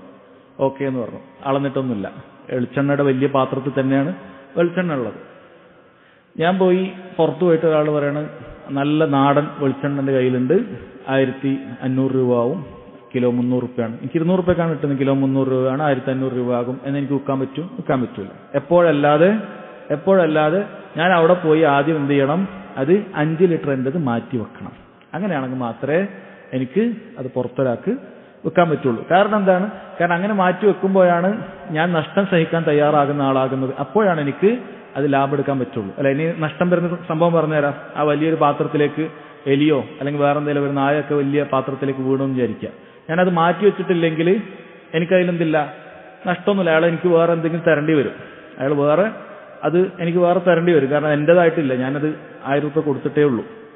ഇനി അതല്ല ഞാനത് മാറ്റിവെച്ചതാണെങ്കിലോ അത് എൻ്റെതിന് നഷ്ടം പറ്റിയിട്ടുണ്ടെങ്കിൽ എനിക്ക് നഷ്ടം പറ്റും, അതിൽ പറ്റിയിട്ടില്ലെങ്കിൽ അതിൽ പറ്റൂല. നമ്മളത് അളക്കുന്നതാണെങ്കിൽ അളന്ന് മാറ്റി വെക്കണം, തൂക്കുന്നതാണെങ്കിൽ തൂക്കി മാറ്റി വെക്കണം, അത് എണ്ണുന്നതാണെങ്കിൽ എണ്ണി മാറ്റി വെക്കണം, മീറ്ററായിട്ട് മുറിക്കുന്നതാണെങ്കിൽ അത് മുറിച്ച് മാറ്റി വെക്കണം. അങ്ങനെയാണ് സഹോദരങ്ങളെ നമുക്കത് കച്ചവടമാക്കാൻ പറ്റുള്ളൂ. അപ്പം അതേപോലെ തന്നെയാണ് നമ്മളെ ഇനി പ്രോപ്പർട്ടികളൊക്കെ വെക്കുമ്പോഴെങ്ങനെയാണ്? പ്രോപ്പർട്ടികളൊക്കെ വെക്കുമ്പോൾ പണ്ഡിതന്മാർ പറയുന്നു അൽ അഖാറു ബി തഖ്ലിയത്തിഹി. അഖാർ അതായത് ഒരു വീട് നമ്മൾ വാങ്ങുകയാണെങ്കിൽ ആ വീട്ടുകാരൻ അതിലുള്ള സാധനങ്ങളൊക്കെ ഒഴിവാക്കി തന്നു കഴിഞ്ഞാൽ അത് നമ്മുടെ കയ്യിൽ ഉടമപ്പെടുത്തി, നമ്മൾ കച്ചവടമാക്കി ഇതിന് 10 ലക്ഷം റുപ്യക്ക് ഈ വീട് ഞാൻ എടുക്കുകയാണ്, അവർ ആ സാധനങ്ങളൊക്കെ എടുത്തു കഴിഞ്ഞാൽ അതിൻ്റെ അർത്ഥം അവർ നമ്മളെ കയ്യിലാക്കി തന്നു എന്നാണ്. താക്കോൽ തന്നാലും ശരി ഇല്ലെങ്കിൽ ശരി നമ്മളെ കയ്യിലാക്കി തന്നു. എന്തുകൊണ്ടാണ് ആ പറയുന്നത്? ചിലപ്പോൾ നമ്മളെ പേപ്പർ വർക്കൊന്നും നടന്നിട്ടുണ്ടാവില്ല, പേപ്പർ വർക്കൊന്നും ചിലപ്പോൾ നടന്നിട്ടുണ്ടാവില്ല. കച്ചവടമാക്കി ഇത് 10 ലക്ഷം റുപ്യ ഒക്കെ നമ്മൾ പറഞ്ഞു, 10 ലക്ഷം വില പറഞ്ഞ അയാൾ പറഞ്ഞു ഓക്കെ റെഡി, എപ്പോഴാണ്? നാളെ ഞാൻ സാധനങ്ങളൊക്കെ മാറ്റിത്തരും. സാധനങ്ങളൊക്കെ മാറ്റി ഒരാഴ്ച കഴിഞ്ഞു, അവിടെ വലിയൊരു വെള്ളപ്പൊക്കം ഉണ്ടായി, ഈ വീട് ഒന്നാകെ ഗർത്തത്തിൽ വീണു പോയാലോ? ആരാണ് ഈ നഷ്ടം സഹിക്കേണ്ടത്? ഞാനാണ്. കാരണം ഇത് മാറ്റിക്കഴിഞ്ഞാൽ പിന്നീട് ആരാണോ അത് വാങ്ങിയത് അയാളുടേതായി. നമ്മൾ പേപ്പർ വർക്ക് നടന്നിട്ടില്ലെങ്കിലും അപ്പോൾ നമ്മൾ മറ്റവനെ വഞ്ചിക്കാൻ പാടില്ല, നമ്മൾ നാട്ടിൽ നിന്ന് നിയമം നോക്കിയിട്ട്. കാരണം പേപ്പർ വർക്കിൽ അവൻ്റെ തന്നെയാണ്. ഞാൻ ചിലപ്പോൾ പൈസ ഫുള്ള് കൊടുത്തിട്ടുണ്ടാവില്ല, ഞാൻ തരില്ല എന്ന് പറഞ്ഞാൽ അയാൾക്കൊന്നും പറയാൻ പറ്റില്ല, കാരണം അയാളുടെ ഇതിൽ തന്നെയാണ് ഉള്ളത്, എൻ്റെതല്ല. അതുകൊണ്ടത് മാറ്റിക്കഴിഞ്ഞാൽ അത് എൻ്റെതായി എന്നാണ്. അതേപോലെ കാറ് പോലത്തെ വസ്തുക്കളാണെങ്കിലോ അൽ മൻഖൂൽ ബി നഖ്ലിഹി, അത് അവിടുന്ന് മാറ്റിയാൽ എൻ്റെതായി. ഒരാൾ വീട്ടിൽ കാറുണ്ട്, ഞാൻ പറയുകയാണ് ഈ കാർ എനിക്ക് വേണം, 10 ലക്ഷം റുപ്യ ഓക്കെ റെഡി. അത് കച്ചവടമൊക്കെ ആക്കി പൈസ ചിലപ്പം കൊടുത്തിട്ടുണ്ടാവില്ല. കാറ് നമ്മളെ വീട്ടിലേക്ക് കൊണ്ടുവന്നതിനാൽ അത് നമ്മൾ വാങ്ങിയതായി പരിഗണിച്ചു എന്നാണ്, വാങ്ങിയതായി പരിഗണിച്ചു. അതിനി കാറിന് എന്ത് സംഭവിച്ചാൽ ആരാ ഉത്തരവാദി? ഞാനാ ഉത്തരവാദി. അല്ല, കാറ് അവിടെ നിന്ന് എൻ്റെ വീട്ടിൽ നിന്ന് എന്തെങ്കിലും വന്നിട്ടുണ്ടെങ്കിൽ ഇതിനി ഞാൻ ഏറ്റെടുക്കൂല, കാരണം ഞാൻ പൈസ ഒന്നും തന്നിട്ടില്ല, നിന്റെ കാറാണെന്ന് പറയാൻ പറ്റുമോ? ഇല്ല, ഞാനത് അവിടെ നിന്ന് മാറ്റിക്കഴിഞ്ഞാൽ പിന്നീട് എൻ്റേതായി എന്നാണ്. അതേപോലെ തൂക്കുന്ന കാര്യം തൂക്കിയിട്ട്, അളക്കുന്ന കാര്യം അളന്നിട്ട്, എണ്ണുന്ന കാര്യം എണ്ണിയിട്ട്, മീറ്റർ മുറിക്കുന്ന കാര്യം മുറിച്ചിട്ട്, ഇങ്ങനെയൊക്കെ ചെയ്യുമ്പോഴാണ് നമ്മുടേതാകുന്നത്. അപ്പോൾ മാത്രമാണ് നമുക്കതിൽ തസറുഫ് മറ്റൊരാൾക്ക് വിൽക്കാൻ പറ്റുള്ളൂ എന്ന് സഹോദരങ്ങളെ വളരെ കൃത്യമായിട്ട് മനസ്സിലാക്കുക. അതാണ് രീതി, അതാണ് കച്ചവടത്തിൻ്റെ രീതി. അല്ലെങ്കിൽ നമുക്ക് ലാഭം എടുക്കുന്ന രീതി ബ്രോക്കറേജ് വാങ്ങിക്കുക എന്നതല്ലാതെ ചെയ്യാൻ പാടില്ല, പ്രത്യേകം ശ്രദ്ധിക്കേണ്ട കാര്യമാണ്. പിന്നീട് കച്ചവടം പലിശയുമായി ബന്ധപ്പെട്ട് വരുന്ന കാര്യമാണ് അൽ ബൈഉ മിൻ ഹൈസു ജറയാൻ റിബ. പലിശ കച്ചവടത്തിൽ വരുന്ന രീതികളാണ് എന്ന് പറയുന്നത്. ഇപ്പൊ 2 രൂപത്തിലെ വസ്തുക്കളുണ്ട്. മാ യജ്രി ഫീഹി റിബ, പലിശ വരുന്നതായ വസ്തുക്കളുണ്ട്. ചില വസ്തുക്കൾ അങ്ങോട്ടും ഇങ്ങോട്ടും ഇടപാട് നടത്തുമ്പോൾ പലിശ വരും. 2 മാല യജ്രി ഫീഹി റിബ, പലിശ വരാത്തതായ കാര്യങ്ങളുണ്ട്. ഏതൊക്കെ കാര്യങ്ങളിലാണ് പലിശ വരാറുള്ളത്? പണ്ഡിതന്മാർ പറഞ്ഞു 3 കാര്യങ്ങളിലാണ് പലിശ വരുന്നത്. ഇത് നമ്മൾ കടത്തിന്റെ പലിശ അല്ല പറയുന്നത്, അതെല്ലാത്തിലും വരും. നമ്മൾ കൊടുത്തിട്ട് 10 റുപ്യ കൊടുത്തിട്ട് തിരിച്ച് 12 വാങ്ങിയത് പലിശയാണ്. അങ്ങനത്തെ പലിശ അല്ല. പരസ്പരം വസ്തുക്കൾ കൈമാറുമ്പോഴും വസ്തുക്കളും പണവും കൈമാറുമ്പോഴൊക്കെയുള്ള കാര്യത്തിൽ വരുന്ന പലിശയാണ് ഇവിടെ പറയുന്നത്. 3 കാര്യങ്ങളിലാണ് പലിശ വരുന്നത്. 1 അൽ മക്കീലാത്ത്, അളന്നെടുക്കുന്നതിൽ. 2 വൽ മൗസൂനാത്ത്, തൂക്കി വാങ്ങുന്നതിൽ. 3 അൻ നുഖൂദ്, നമ്മുടെ സ്വർണം വെള്ളി ഇന്ന് കാലത്ത് കറൻസി. ഈ 3 കാര്യത്തിലും ഇത് തമ്മിലുള്ള ഇടപാടിലോ അല്ലെങ്കിൽ ഇത് മറ്റൊന്നുമായ ഇടപാടിലോ ഒക്കെ പലിശകൾ വരുന്നുണ്ട്. അതിലൊക്കെയാണ് പലിശ വരുന്നത്. പലിശ വരാത്തത് എന്താണ്? അൽ ഉറൂദ് അദൽ മക്കീലാത്ത് വൽ മൗസൂനാത്ത്, തൂക്കിയിട്ടോ അളന്നിട്ടോ ഒക്കെ എടുക്കാത്തതായ മറ്റ് വസ്തുക്കളൊക്കെ, ഇപ്പോൾ ഫോണ് കാര്യങ്ങളൊക്കെ പലിശ വരാത്ത കാര്യങ്ങളാണ്. ഫോണ്, കാറ്, അതിലൊന്നും പലിശ വരുന്നില്ല എന്നാണ് പറയുന്നത്. അപ്പോൾ ഇവിടെ ശ്രദ്ധിക്കുക, നമുക്ക് ഒരുപാട് ഉപകാരം വരുന്ന കാര്യമാണ്. നമ്മൾ പലിശ 2 രൂപ പലിശ വരുന്നത് ഇത് തമ്മിലുള്ള ഇടപാടുകൾക്കിടയിൽ നമ്മൾ ചിലതിന് എന്ത് ചെയ്യേണ്ടി വരും? ഒരേപോലെ കൊടുക്കേണ്ടി വരും. ചിലതിന് ഒരേ മജ്ലിസിൽ വെച്ച് കൊടുക്കേണ്ടി വരും. ഇതിനനുസരിച്ചിട്ടാണ് പലിശകൾ വരാറുള്ളത്. അപ്പോൾ നമുക്ക് നോക്കാം. 1, അളക്കുന്നതും തമ്മിൽ, അളന്നെടുക്കുന്നതും തമ്മിൽ നമ്മൾ കച്ചവടം ചെയ്യുകയാണെങ്കിൽ അത് ഒരേ ജിൻസിൽപ്പെട്ടതാണെങ്കിൽ, അളന്നെടുക്കുന്ന 2ഉം ഒരേ ജിൻസിൽപ്പെട്ടതാണെങ്കിൽ, ഒരേ ഇനത്തിൽപ്പെട്ടതാണെങ്കിൽ പണ്ഡിതന്മാർ പറയും യജിബു തഖാബുദു വത്തമാസുൽ, അവിടെ ഒരേ മജ്ലിസിൽ വെച്ച് കച്ചവടം ചെയ്യണം, ഒരേ കാര്യം ഒരേ എമൗണ്ട് അങ്ങോട്ടും ഇങ്ങോട്ടും കൈമാറണം. ഉദാഹരണം പറയുകയാണെങ്കിൽ അളക്കുന്ന കാര്യമാണ് ഈത്തപ്പഴം എന്ന് നമ്മൾ പറഞ്ഞു. ഇന്നത്തെ തൂക്കുന്നത് നോക്കരുത്. നബി സല്ലല്ലാഹു അലൈഹി വസല്ലമയുടെ കാലഘട്ടത്തിൽ ഈത്തപ്പഴം ഏത് രീതിയിലാണോ മദീനയിൽ കച്ചവടം ചെയ്തത് അതാണ് പരിഗണിക്കുക ഖിയാമത്ത് നാൾ. അത് അളന്നിട്ടാണ്. നബി സല്ലല്ലാഹു അലൈഹി വസല്ലമയുടെ കാലഘട്ടത്തിൽ ഏതൊക്കെ കാര്യമാണോ മക്കയിൽ തൂക്കിയെടുത്തത് അതാണ് ഖിയാമത്ത് നാൾ വരെ തൂക്കുന്നതായിട്ട് പരിഗണിക്കുക. ഇതാണ് കച്ചവടത്തിന്റെ അടിസ്ഥാനത്തിൽ വരുന്നത്. അപ്പോൾ ഈത്തപ്പഴം ഞാൻ 1 കിലോ ഈത്തപ്പഴം ഞാൻ കൊടുത്തു എങ്കിൽ എനിക്ക് തിരിച്ച് ഈത്തപ്പഴം തമ്മിലാണ് കച്ചവടം. ഞാൻ 1 കിലോ ഈത്തപ്പഴം കൊടുത്താൽ എനിക്ക് തിരിച്ച് 1 കിലോ ഈത്തപ്പഴമേ വാങ്ങാൻ പാടുള്ളൂ. അത് എത്ര ക്വാളിറ്റി വ്യത്യാസമുള്ള ഈത്തപ്പഴമാണെങ്കിൽ ശരി. ഞാൻ 1 കിലോ സുക്കരി കൊടുത്തിട്ട് 1/2 കിലോ അജുവ വാങ്ങുക എന്നുള്ള കച്ചവടം പാടില്ല. കാരണം അജുവ മുന്തിയതിനാണ്, പാടില്ല. സല്ലല്ലാഹു അലൈഹി വസല്ലം ഹദീസിൽ അത് വളരെ വ്യക്തമായിട്ട് വന്നിട്ടുണ്ട്. ഒന്നാമത്തത് അതെന്തായിരിക്കണം? തമാസുൽ മിസ്ലം ബമിസ്, ഒരേ ഇനമായിരിക്കണം. 1 കിലോ എന്നല്ല, ശരിക്കും സാ ആണ് പറയേണ്ടത്, കിലോ അല്ല ഈക്വൽ ആവേണ്ടത്, സാ ആണ്. ഞാൻ 1 സാ ഈ സുക്കരി കൊടുത്താൽ 1 സാ തന്നെ അജുവ വാങ്ങണം, കച്ചവടം അത് തമ്മിൽ നടക്കുകയാണെങ്കിൽ. ഇനി അജുവ തന്നെ കൂടിയതിനുള്ള അജുവ ഉണ്ടാവും, കുറഞ്ഞതിനുള്ള അജുവ ഉണ്ടാവും. അപ്പോൾ എങ്ങനെ ആയിട്ടും കാര്യമില്ല, ഈത്തപ്പഴവും തമ്മിലാണ് കച്ചവടം നടക്കുന്നത് എങ്കിൽ അവിടെ തുല്യമായിരിക്കണം കൊടുക്കുന്നത്. പണമല്ല അവിടെ 2 ഭാഗത്തുള്ളത്, 2 ഭാഗത്ത് ഈത്തപ്പഴം. എൻ്റെ കയ്യിൽ 1 കിലോ ഈത്തപ്പഴം. ഇപ്പോൾ ഉദാഹരണത്തിന് എങ്ങനെ ഉദാഹരണം വരിക? ഉദാഹരണം, ഒരാൾ പറയാണ് എൻ്റെ കയ്യിൽ എന്തുണ്ട് ഈത്തപ്പഴം, ഒരു ഓർഡർ വന്നു, ഒരാൾ പറഞ്ഞു 1 കിലോ 1 സാ അജുവ വേണം എന്ന് പറഞ്ഞു. അപ്പം എൻ്റെ കയ്യിൽ അജുവ ഇല്ല, എൻ്റെ കയ്യിൽ സുക്കരി കുറേ ഉണ്ട്. അപ്പം ഞാൻ അപ്പുറത്തെ കടക്കാരൻ്റെ അടുത്ത് പോയിട്ട് പറഞ്ഞു, ഇതാ ഞാൻ 2 സാ സുക്കരി തരാം, 1 സാ തൽക്കാലം അജുവ തരും, എന്നിട്ട് ഇവിടെ വന്നിട്ട് എനിക്ക് കച്ചവടം നടത്താലോ. അത് പാടില്ല എന്നാണ്. മറിച്ച് ഏതിനാണെങ്കിലും ശരി, ഈത്തപ്പഴം എന്ന് പറയുന്ന വർഗം അങ്ങോട്ടും ഇങ്ങോട്ടും തമ്മിൽ കൈമാറുമ്പോൾ ഒരേപോലെ ആയിരിക്കണം. പോരാ, ഒരേ മജ്ലിസിൽ കൂടി ആയിരിക്കണം. തഖാബുൽ, അതായത് ഇന്ന് ഞാൻ 1 കിലോ സുക്കരി, കിലോ പറഞ്ഞു വരുന്നതാണ്, ഇന്ന് 1 സാ സുക്കരി ഞാൻ കൊടുത്തിട്ട് അത് നാളെ തിരിച്ചു തന്നാൽ മതി എന്നുള്ളത് പാടില്ല. ഇന്ന് ഞാൻ 1 സാ സുക്കരി കൊടുത്തിട്ടുണ്ടെങ്കിൽ അത് അതേ മജ്ലിസിൽ തന്നെ അയാൾ തരണം. അത് വേറെ എന്ത് ഈത്തപ്പഴമാണ്, നാളെ എനിക്ക് അതിന് പകരമായിട്ട് 1 സാ തരിക എന്നുള്ളത് പാടില്ല. അതിനാണ് തഖാബുൽ എന്ന് പറയുന്നത്, യദൻ ബിയദ് എന്ന് പറയും. നേർക്ക് നേരെ അതേ മജ്ലിസിൽ തന്നെ കൊടുക്കണം.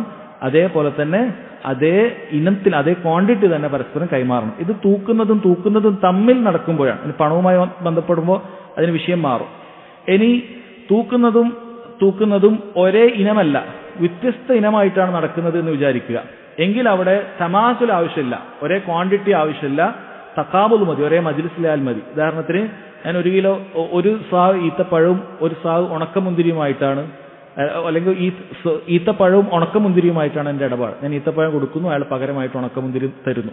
അത് അതേ മജ്ലിസിലാകുക എന്നത് മാത്രം നിബന്ധനയുള്ളൂ, ഒരേ ക്വാണ്ടിറ്റി ആവേണ്ടതില്ല. കാരണം ഈത്തപ്പഴത്തുനിന്ന് മാറി ഉണക്കമുന്തിരിയായി, ഉണക്കമുന്തിരി അയാൾ എന്ത് ചെയ്യും, എനിക്ക് 3 സാ തരും, അതിന് പകരമായിട്ട് 1 സാ ഞാൻ ഈത്തപ്പഴം കൊടുക്കും. 1 സാ സുക്കരി കൊടുത്തു, അയാൾ 3 സാ എനിക്ക് ഉണക്കമുന്തിരി തരും. അത് അനുവദനീയമാണ്. കാരണം അവിടെ തൂക്കുന്നതും തമ്മിൽ തന്നെയാണ് കച്ചവടം നടക്കുന്നത്. പക്ഷേ ഇനം മാറി, സെയിം ഇനമല്ല, ഇനം മാറി. അതുകൊണ്ട് അതേ മജ്ലിസിലാവുക എന്നുള്ള നിബന്ധന അവിടെ ബാക്കിയുണ്ട്. എന്നാൽ അതേ ക്വാണ്ടിറ്റി ആവുക എന്നുള്ള നിയമം ബാക്കിയില്ല. അത് തെറ്റാവുന്നു എപ്പോൾ?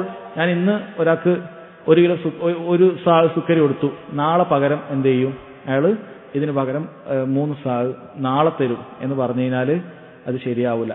കാരണം അതേ മജ്ലിസിൽ വെച്ച് കൈമാറ്റം ചെയ്യപ്പെടേണ്ട കാര്യമാണ്. അതായത് അളക്കുന്ന കാര്യങ്ങൾ തമ്മിൽ അങ്ങനെയാണ് ചെയ്യേണ്ടത് എന്ന് മനസ്സിലാക്കുക. അളക്കുന്ന കാര്യങ്ങൾ തമ്മിൽ അങ്ങനെയാണ് ചെയ്യേണ്ടത്.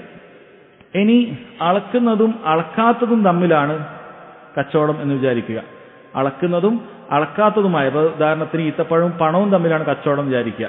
അവിടെ ലാ ഇഷ്തറത്തു തഖാബുൽ വലാ തമാസുൽ, അവിടെ 2ന്റെ ആവശ്യമില്ല. ഉദാഹരണത്തിന് ഞാൻ പറഞ്ഞു എനിക്ക് 1 സാ ഈത്തപ്പഴം വേണം, അപ്പോൾ 10 റിയാൽ എനിക്ക് വേണമെങ്കിൽ എന്ത് ചെയ്യാം, ഇന്ന് കൊടുക്കാം, അല്ലെങ്കിൽ നാളെ കൊടുക്കാം, മറ്റന്നാളെ കൊടുക്കാം, യാതൊരു കുഴപ്പമില്ല. അല്ലെങ്കിൽ 1 സാ അരി വേണം, അല്ലെങ്കിൽ വലിയൊരു ഇത്രയും ക്വാണ്ടിറ്റി അരി വേണം, എനിക്ക് ഇന്ന് പൈസ കൊടുക്കാം, നാളെ പൈസ കൊടുക്കാം, എപ്പോൾ വേണമെങ്കിലും പൈസ കൊടുക്കാം. ക്വാണ്ടിറ്റി എന്തായാലും സെയിം ആവേണ്ടതില്ല, കാരണം 2 ഒരേപോലെയല്ല, തൂക്കുന്നതല്ല, ഇത് വേറെ ക്യാഷാണ്. അപ്പോൾ നമുക്ക് എന്ത് ചെയ്യാം, അത് നമുക്ക് എങ്ങനെ വേണമെങ്കിലും അത് കൊടുക്കാവുന്നതാണ്. ഇനി ക്യാഷ് മാത്രമല്ല, അളക്കാത്ത എന്തും അതിൽ വന്നു കഴിഞ്ഞാൽ അങ്ങനെ തന്നെ, അളക്കാത്ത തൂക്കുന്ന കാര്യം പകരം വന്നാൽ ഇറച്ചി തൂക്കുന്നതാണ്. ഇപ്പോൾ 1 സാ ഈത്തപ്പഴത്തിന് ഞാൻ എന്ത് ചെയ്യാണ്, ഒരു 100 ഗ്രാം ഇറച്ചിയാണ് കൊടുക്കുന്നതെന്ന് വിചാരിക്കുക. അതെനിക്ക് 1 സാ ഈത്തപ്പഴം ഇറച്ചി കൊടുക്കേണ്ട ആവശ്യമില്ല, 100 ഗ്രാം മതി. ക്വാണ്ടിറ്റി വ്യത്യാസമായാലും കുഴപ്പമില്ല, പിറ്റേന്ന് കൊടുത്താലും മതി. കാരണം രണ്ടും മാറി, മക്കീലുമല്ല, ഒന്ന് മക്കീലും ബിഗൈരി മക്കീലാണ്, അളക്കുന്നതും അളക്കാത്തതും തമ്മിലാണ്. അതുകൊണ്ട് അവിടെ 2ഉം ആവശ്യമില്ല. പറഞ്ഞ മനസ്സിലായോ? കുറച്ച് ബുദ്ധിമുട്ടുണ്ടാകും. അത് സാധാരണഗതിയിൽ കുറച്ച് പ്രസന്റേഷനൊക്കെ ഉണ്ടെങ്കിൽ കുറച്ച് എളുപ്പത്തിൽ മനസ്സിലാവും. അളക്കുന്നതാണ് എൻ്റെ ഒരു കയ്യിലുള്ളത്. ഇത് നിങ്ങൾ ഈത്തപ്പഴമായിട്ട് കണക്കാക്കുക. ഈ ഈത്തപ്പഴവും തമ്മിലാണ് കച്ചവടമെങ്കിൽ നിർബന്ധമായിട്ടും 2 കാര്യങ്ങൾ അവിടെ വേണം. എന്തൊക്കെയാണ്? ഈത്തപ്പഴം കൊടുത്ത് ഈത്തപ്പഴം വാങ്ങുമ്പോൾ 2ഉം ഒരേ ക്വാണ്ടിറ്റി ആയിരിക്കണം. ഇത് 1 സാ ആണെങ്കിൽ ഇത് 1 സാ, ഇത് 2 സാ ആണെങ്കിൽ ഇത് 2 സാ. സാ എന്ന് പറഞ്ഞാൽ മനസ്സിലായില്ല. ഇങ്ങനെ ഒരു കൈ എടുത്തതിനാൽ ഒരു മുദ്ദാണ്. ഇത് ഏകദേശം 4 തവണ നമ്മൾ എടുത്തു കഴിഞ്ഞാൽ ഒരു സാ കിട്ടും. ഏകദേശം കിലോഗ്രാമിൽ പറയുമ്പോൾ നമ്മൾ 3 കിലോ വരെയൊക്കെ അത് പോകാറുണ്ട്. അപ്പോൾ ഈ കയ്യിൽ ഒരു സാ ഈത്തപ്പഴം ഉണ്ടെങ്കിൽ അത് ഈ കയ്യിൽ ഒരു സാ ഈത്തപ്പഴം വേണം. ഇത് രണ്ടും തമ്മിൽ മാത്രമേ ചെയ്യാൻ പാടുള്ളൂ. ഇത് രണ്ടും ഒരേ മജ്ലിസിൽ ചെയ്യണം. ഒരു സാ ഇപ്പുറം കൊടുത്തിട്ട് മറ്റേ സാ നാളെ കൊടുത്താൽ പോരാ. ഈ സ്ഥലത്ത് തന്നെ വെച്ചിട്ട് എന്ത് ചെയ്യണം? നമ്മൾ ആ കച്ചവടം നടക്കണം.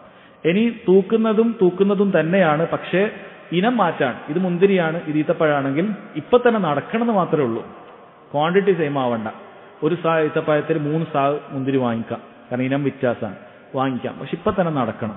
ഇന്ന് സാ ഈത്തപ്പഴം കൊടുത്ത് നാളെ വാങ്ങിയാൽ പോരാ എന്നാണ് പറഞ്ഞത്. ഇനി ഈത്തപ്പഴം ഇപ്പുറത്ത് തൂക്കുന്ന വസ്തു അല്ല ഉള്ളത്, ക്യാഷോ അല്ലെങ്കിൽ അളക്കുന്ന വസ്തു അല്ല ഉള്ളത്, ക്യാഷോ അല്ലെങ്കിൽ തൂക്കുന്നതോ അങ്ങനെ എന്തെങ്കിലും ആണെങ്കിൽ ഇത് രണ്ടിന്റെ ഷർത്തും ആവശ്യമില്ല.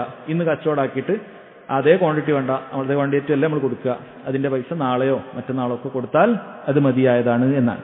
ഇതേ കാര്യം ഇനി ഇത് അളക്കുന്ന കാര്യമാണ് പറഞ്ഞത്, മക്കീലാണ് പറഞ്ഞത്. ഇതേ കാര്യം മൗസൂനിൽ വരുന്നതാണ്, അതായത് തൂക്കുന്ന കാര്യം. അവിടെ നമുക്ക് ഇറച്ചിയുടെ ഉദാഹരണം എടുക്കാം. ഇറച്ചിയും തമ്മിൽ ഇടപാട് നടത്തുകയാണെങ്കിൽ ഞാൻ 1 കിലോ ഇറച്ചി കൊടുത്തു കഴിഞ്ഞാൽ എനിക്ക് തിരിച്ച് 1 കിലോ ഇറച്ചി മാത്രമേ വാങ്ങാൻ പറ്റുള്ളൂ. എൻ്റെ അടുത്ത് നല്ല നാടൻ ആടുണ്ട്, ഇന്ന ക്വാളിറ്റി ആടുണ്ട്, മറ്റവൻ്റെ അടുത്ത് ഒരു സാധാരണ അത്ര ടേസ്റ്റ് ഇല്ലാത്ത ആടാണ്. പറഞ്ഞ കാര്യമില്ല, രണ്ടും ഒരേ സാധനമാണ്. അതുകൊണ്ട് തന്നെ 2 കിലോ ലോക്കൽ മീറ്റിന് വേണ്ടിയിട്ട് ഞാൻ 1 കിലോ നല്ല നാടൻ ഇറച്ചി, നാടൻ ആട്, അത് കൊഴുപ്പുള്ളൊരാട്, അങ്ങനെ വന്നിട്ടൊരു കച്ചവടം ചെയ്യാൻ പാടില്ല. രണ്ടും ഒരേപോലെ ആയിരിക്കണം, ഒരേ മജ്ലിസിലും ആയിരിക്കണം. ഇനി തൂക്കുന്ന 2 വസ്തുക്കൾ തന്നെയാണ് ഉള്ളത്. അതിൽ എന്ത് സംഭവിച്ചാൽ മതി? അവിടെ ഒരേ മജ്ലിസിൽ കിട്ടുക എന്നുള്ളത് മാത്രം മതി. നമുക്ക് എന്തിന്റെ ആവശ്യമില്ല, അവിടെ ഒരേ ക്വാണ്ടിറ്റി ആകണമെന്നില്ല എന്ന് പ്രത്യേകം മനസ്സിലാക്കുക. ഇനി മൂന്നാമത്തേത് സഹോദരങ്ങളെ ക്യാഷാണ്. ഒന്ന് മക്കീൽ പറഞ്ഞു, മൗസൂൻ പറഞ്ഞു. മൂന്നാമത്തെ നഖ്ദാൻ. അവിടെ സ്വർണവും വെള്ളിയാണ് പഴയ കാലത്ത് ഉപയോഗിച്ചിരുന്നത്, ഇന്ന് ക്യാഷാണ് പൊതുവെ ഉപയോഗിക്കാറുള്ളത്. അതുകൊണ്ട് സ്വർണത്തിനും വെള്ളിക്കും ക്യാഷിനും എല്ലാം കൂടി ഒരേ നിയമമാണ്. ഇവിടെ നമ്മൾ മനസ്സിലാക്കുക, ഒരേ ഇനത്തിലുള്ളത് തമ്മിൽ കൈമാറ്റം ചെയ്യുമ്പോൾ അവിടെ തഖാബുലും തമാസുലും ആവശ്യമുണ്ട്. ഒരേ മജ്ലിസിൽ പരിപാടി നടക്കണം, അതേപോലെ തന്നെ ഒരേ ക്വാണ്ടിറ്റി നടക്കണം. എവിടെയാണ് ഇത് ഉപയോഗിക്കപ്പെടുന്നത്? നമ്മൾ ജ്വല്ലറി പോയി പഴയ സ്വർണം നമ്മുടെ കയ്യിലുണ്ട്, അത് കൊടുത്തിട്ട് നമ്മൾ പുതിയ സ്വർണം വാങ്ങുമ്പോൾ നമുക്ക് ഒരേ ഗ്രാം കിട്ടിയിരിക്കണം. നമ്മൾ സ്വർണവും തമ്മിലാണ് കച്ചവടം നടത്തുന്നത് എങ്കിൽ പല ജ്വല്ലറിയിൽ നിന്നും അങ്ങനെയാണ് നടക്കുന്നത്. നമ്മൾ പഴയ സ്വർണം കൊടുക്കുന്നു, അവിടെ വേറെ ഇടപാടൊന്നുമില്ല, അതിന് പുതിയ സ്വർണം കണക്കാക്കിയിട്ട് ഗ്രാം കുറച്ചിട്ട് തരും. ചിലപ്പോൾ നമ്മൾ 10 പവൻ പഴയ സ്വർണം കൊടുത്താൽ അവരൊക്കെ കണക്കൂട്ടി പണിക്കൂലി കുറഞ്ഞു, അത് കുറഞ്ഞു, ഇത് കുറഞ്ഞു, ഒരു 8.5 പവൻ നിങ്ങൾക്ക് പുതിയ സ്വർണം എടുക്കാം എന്ന് ചിലപ്പം പറയും. കണക്കായിക്കോളൊന്നുമില്ല, ചിലപ്പോൾ 9 പവൻ 9 പവനൊക്കെ ആവാം, അങ്ങനെ പറയും. ആ കച്ചവടം പാടില്ല. കാരണം സ്വർണം പഴയതായാലും പുതിയതായാലും അത് സ്വർണം തന്നെയാണ്, ഒരേ ഇനാണ്. അത് തമ്മിൽ കൈമാറ്റം ചെയ്യുന്നുണ്ട് എങ്കിൽ എങ്ങനെയേ പാടുള്ളൂ? ഒരേ ഇനം എന്തായിരിക്കണം? ഇപ്പൊ നമ്മൾ എത്ര ഗ്രാമാണ് കൊടുത്തത് അത്ര തന്നെ വേണം. ഇപ്പൊ നമ്മൾ 10 പവൻ എന്ന് പറയുമ്പോൾ 80 ഗ്രാം ആയിരിക്കും. ഇപ്പൊ 80 ഗ്രാം പുതിയത് വാങ്ങിയാൽ 80 ഗ്രാം പഴയത് തരും, അത്രയേ ഉള്ളൂ. അപ്പൊ അങ്ങനെ കച്ചവടക്കാർ സമ്മതിക്കൂല. അപ്പൊ നമ്മൾ എന്ത് ചെയ്യണം? അത് ക്യാഷുമായിട്ട് എന്ത് ചെയ്യണം? അതിനെ മുറിക്കണം. നമ്മൾ ആദ്യം പഴയ സ്വർണം ക്യാഷിന് വാങ്ങിക്കുക. 10 പവനുണ്ട്, അതിന് എത്ര 75,000 രൂപ ഉണ്ട്, അത് അല്ലെങ്കിൽ 70,000 രൂപ ഉണ്ട്, അത് വാങ്ങിക്കുന്നു. പിന്നീട് പുതിയ സ്വർണം നമ്മൾ വാങ്ങിക്കുമ്പോൾ അതിന് ക്യാഷുമായിട്ട് ഇത്രയാണ് കൊടുക്കുക. എന്തായാലും ഒരു ഡിഫറൻസ് ഉണ്ട്. നിങ്ങൾ വിചാരിക്കുന്നത് സെയിം ആണ്. നിങ്ങൾ ജ്വല്ലറി പോയാൽ നിങ്ങൾക്ക് അറിയാൻ പറ്റും, അതിൽ ചെറിയൊരു ഡിഫറൻസ് വരും. അവർ പറയും നിങ്ങൾക്ക് ലാഭമാണ് സാറേ, അത് ഇങ്ങനെ ചെയ്താൽ നിങ്ങൾക്ക് നഷ്ടം വരും. ആ നഷ്ടം നമ്മൾ സഹിക്കണം. അത് പലിശയുമായി ബന്ധപ്പെട്ട ഒരു ഇനമാണ്, അത് പ്രത്യേകം ശ്രദ്ധിക്കുക. അതേപോലെ തന്നെയാണ് കറൻസി. ഇതേ കാര്യം തന്നെയാണ് കറൻസി. നമ്മൾ ഒരാൾക്ക് ചില്ലറ വാങ്ങുകയാണെന്ന് വിചാരിക്കുക. ഒരാൾ എനിക്ക് 500 നോട്ട് തന്നു, 500 കൊടുക്കണമെങ്കിൽ നമ്മൾ എന്ത് ചെയ്യണം? അതേ മജ്ലിസിൽ തന്നെ അത് കൊടുക്കണം, അതേ ക്വാണ്ടിറ്റി കൊടുക്കണം. 500 നോട്ടിന് നമ്മൾ ചില്ലറ കൊടുക്കുമ്പോൾ അത് 500 കൂടുതൽ വേണം അങ്ങനെ പറയാൻ പാടില്ല, അല്ലെങ്കിൽ കുറച്ചേ പാടുള്ളൂ എന്ന് പറയാൻ പാടില്ല. ഒരാളുടെ കയ്യിൽ $1000 ഉണ്ട്, $1000 ഒറ്റ നോട്ട് കൊടുത്തു കഴിഞ്ഞാൽ എനിക്ക് ചില്ലറയായിട്ട് അത് അതിനേക്കാൾ കൂടുതൽ തരും, $1010 തരും എന്ന് പറയുന്ന രീതി അത് പലിശയാണ്, അത് പാടില്ല. അല്ലെങ്കിൽ $1000 ഇന്ന് കൊടുത്തു, അതിന്റെ ചില്ലറ നാളെ ആയിട്ട് $1000 തിരിച്ചു തരും എന്ന് പറഞ്ഞാലും പാടില്ല. അത് ഒരേ ഇനത്തിൽപ്പെട്ടതാണ്, ഒരേപോലെ തന്നെ ട്രാൻസാക്ഷൻ, ഒരേ ക്വാണ്ടിറ്റി ആയിരിക്കണം, ഒരേ മജ്ലിസിൽ നടക്കണം. അപ്പൊ ചില്ലറ വാങ്ങുന്ന ആൾക്കാർ ശ്രദ്ധിക്കുക. അപ്പൊ ചില്ലറൊക്കെ നമ്മൾ കൊടുക്കുന്നുണ്ടെങ്കിൽ നമ്മൾ കുറേ കോയിൻ ഒരാൾക്ക് കൊടുത്തു, നാളെ ഞാൻ ഇതിന്റെ നോട്ട് തരാം എന്ന് പറഞ്ഞാൽ ശരിയാവില്ല. അതേ ദിവസം അതേ മജ്‌ലിസിൽ തരണം. അടുത്ത് 1 രൂപയുടെ 1000 നോട്ടുണ്ട്, അയാൾ 2,500 തരാം, 2,500 ഞാൻ നാളെ കിട്ടിയിട്ട് തരും എന്ന് പറഞ്ഞാൽ ശരിയാവില്ല. അയാൾ അപ്പം തന്നെ അത് തരേണ്ടതുണ്ട്. അതിൽ 500, 1000 എന്നല്ലാതെ 1001 ഉണ്ടാകാനും പാടില്ല. അതേ മജ്‌ലിസിൽ അത് തരികയും വേണം. എന്നാൽ അത് തമ്മിൽ ജിൻസ് മാറിയാലോ, സ്വർണവും വെള്ളി ആയാലോ ഒരേ ക്വാണ്ടിറ്റി ആകേണ്ടതുണ്ടോ? ആവശ്യമില്ല, ഒരേ ക്വാണ്ടിറ്റി ആവേണ്ടതില്ല. മറിച്ച് എന്തായാൽ മതി, നമുക്ക് ഒരേ മജ്‌ലിസിൽ സംഭവിച്ചാൽ മതി. അതാണ് നമ്മൾ സ്വർണം നമ്മൾ പൈസ കൊണ്ട് വാങ്ങിക്കാൻ പോകുമ്പോൾ സംഭവിക്കുന്നത്. അങ്ങനെയാണ് നമ്മൾ സ്വർണം പൈസ കൊണ്ട് വാങ്ങിക്കാൻ പോകുമ്പോൾ സംഭവിക്കുന്നത്. അങ്ങനെയാണ് നമുക്ക് ഒരേ ക്വാണ്ടിറ്റി അല്ല കിട്ടുന്നത്, പക്ഷെ ഒരേ മജ്‌ലിസിലായിരിക്കണം. അതുകൊണ്ടാണ് നമ്മൾ പറയുന്നത് സ്വർണം ഒരിക്കലും അഡ്വാൻസ് പേയ്മെന്റ് നടത്താൻ പാടില്ല, അതല്ലെങ്കിൽ വൈകിപ്പിച്ചും പേയ്മെന്റ് നടത്താൻ പാടില്ല.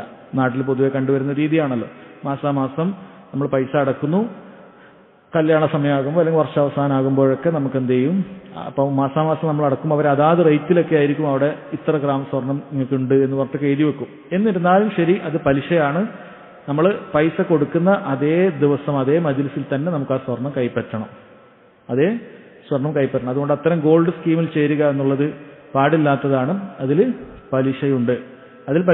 മറിച്ച് നമ്മൾ അതേ മജ്‌ലിസിൽ തന്നെ എന്ത് ചെയ്യണം, അതിന്റെ പരിപാടി സഹോദരങ്ങളെ അത് തീർക്കേണ്ടതുണ്ട്. അത് പ്രത്യേകം മനസ്സിലാക്കേണ്ട കാര്യം. ഇവിടെ 2 ടൈപ്പ് പലിശയാണ് വരുന്നത്. ഒരേ മജ്‌ലിസിൽ തീർക്കാത്തതിന്റെ പേരിൽ വരുന്ന പലിശക്കാണ് റിബൻ നസീഅ എന്ന് പറയാറുള്ളത്. അതായത് അത്തഖീറു ഫീമാ യുശ്തറതു ഫീഹി തഖാബുൽ, ഒരുമിച്ച് അപ്പം തന്നെ അതേ മജ്‌ലിസിൽ വാങ്ങിക്കേണ്ടത് അടുത്ത ദിവസത്തേക്ക് മാറ്റുന്നതിന് റിബൻ നസീഅ എന്ന് പറയും. കാലതാമസത്തിനുള്ള പലിശ എന്നാണ് അതിനെ പറയാം.